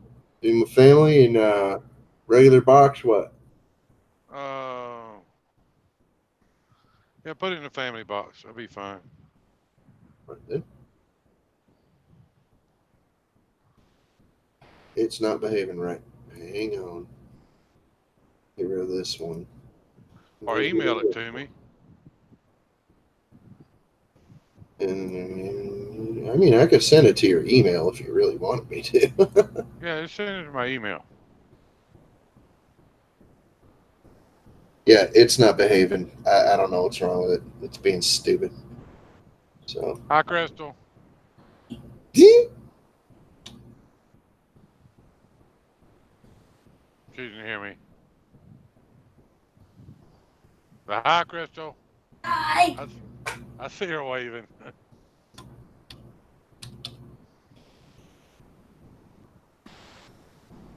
Man, let me, before I send it, I'm going to edit that other one up just so you can have a decent time with both of these pictures if you want them.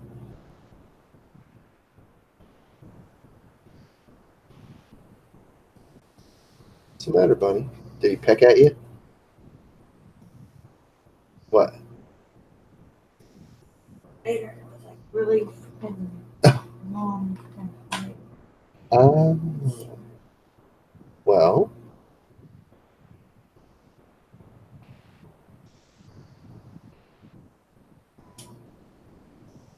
there we go. Now, I can close that. Be like, yo.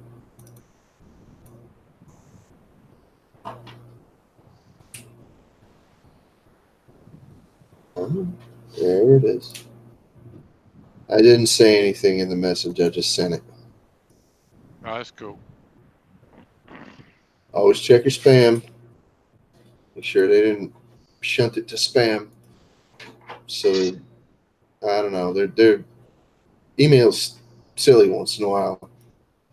It used to piss me off that they would shunt everything that wasn't like a commercial to spam.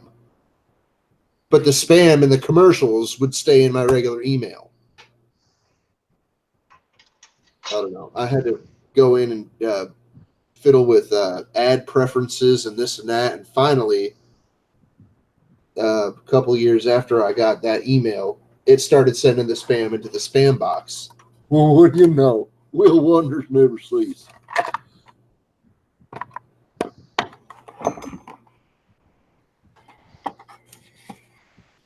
But it took a couple of years to get it done. You would figure they'd want to make their customers happy.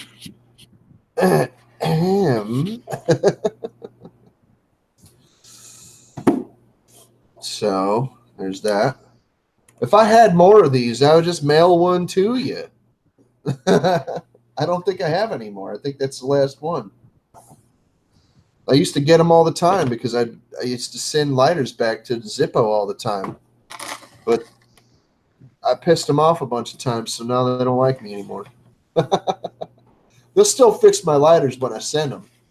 But several times they've actually told me, oh, this lighter is so damaged, it might be time to retire it. So that's when I sell it on eBay. I'm making somebody else's problem. Goodbye. Yeah, I got like a, the plastic coffee can, Folgers coffee can. Yeah. It's full of Zippo lighters. And it's in the shop somewhere. There's just so much crap in here.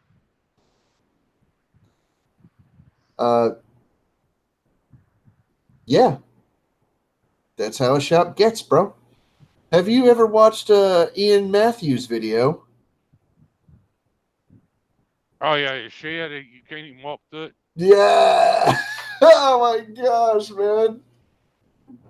I don't feel bad for that guy because he does it to himself. He's ridiculous.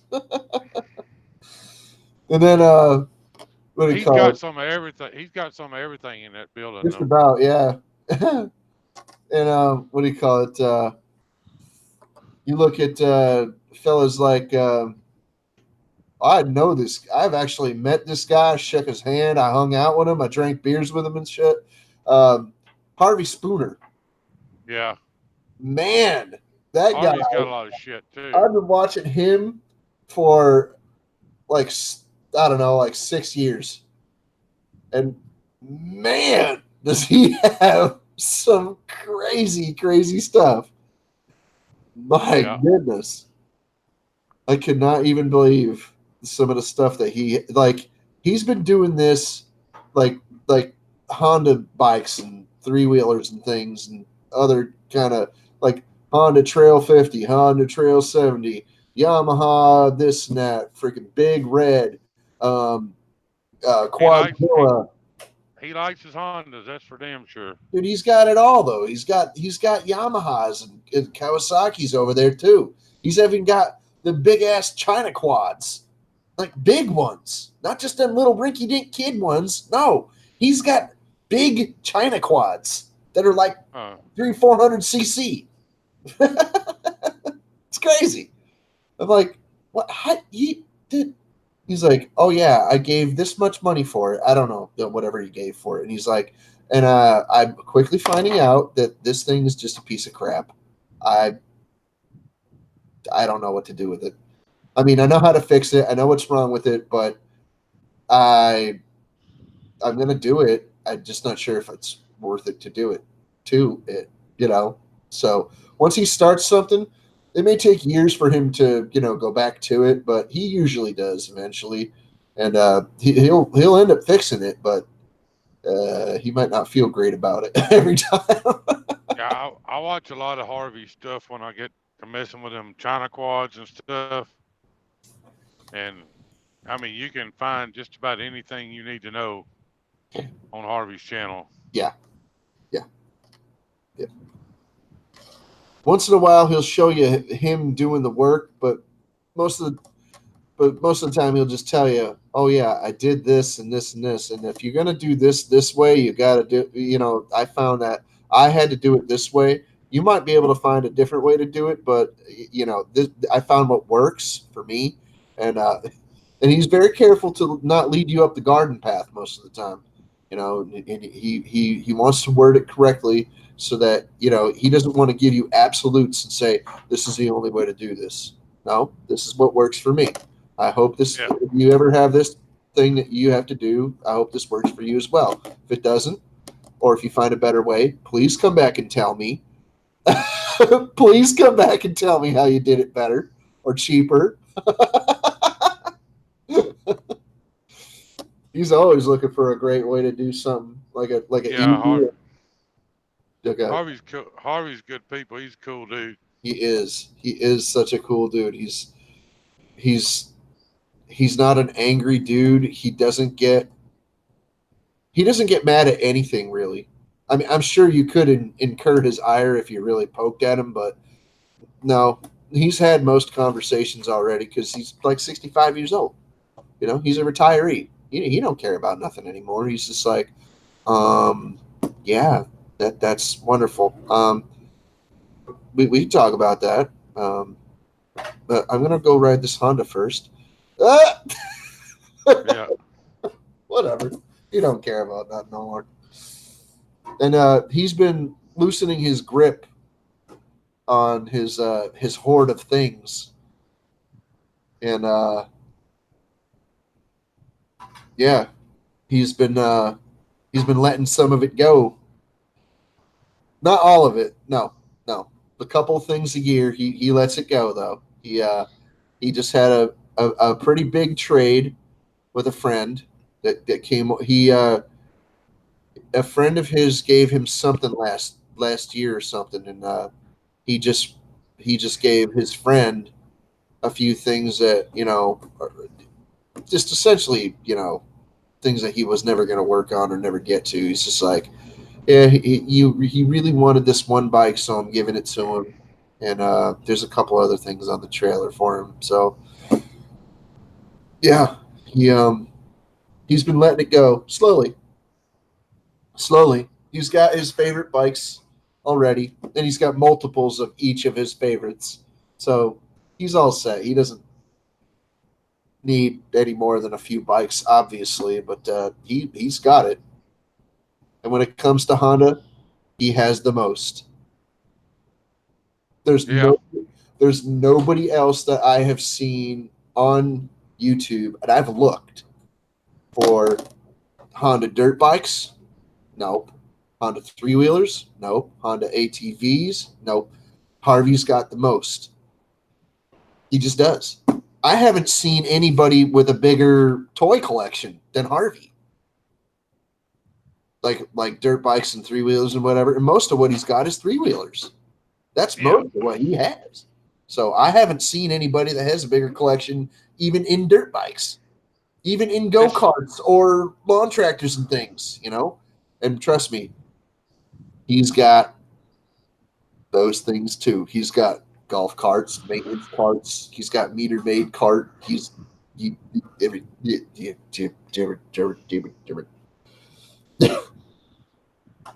Everything. He's got like one of each, and then 10 of his favorites. 10 of each of all of his favorites, and then doubles of those.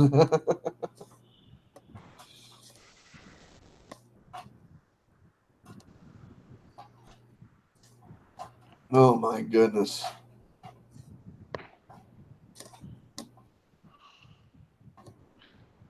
I still gotta hang these damn go-karts up.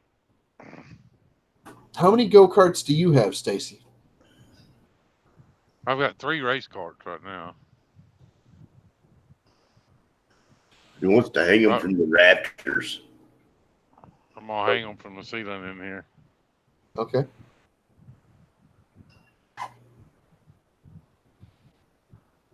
Jimmy's back on the laptop now. All right. I'm Yeah, I exporting. think I'm going to get going because I was babbling my face off before, and I'm still kind of doing it. So Is it the witching hour? not quite. It's a quarter to 2 here. Yep. Well, it's 2:45 here. Yeah. All right. Yeah, I'm It's still definitely exporting. been a decent stream. We've been on for over 3 hours, according to the YouTube meter. And Yeah. shit, I was on almost 3 hours prior to this one. Yeah, I've been on live streams all day. All day and all of the night. No, I mean, since I got up, I have been on someone's live stream. Doesn't matter who it is. If it's Nate, you Dizzy, or this person or that person, whoever. Yeah. Okay. I gotta go. Good night, Hot Rod. All right. Good night, Kathy. Good night, Drop. We'll see you later. Good night, Craig. And thank you for having me, Stacy, as always. Yep. Everybody have a good one. I think we're going to run her out. So. All right. Check off.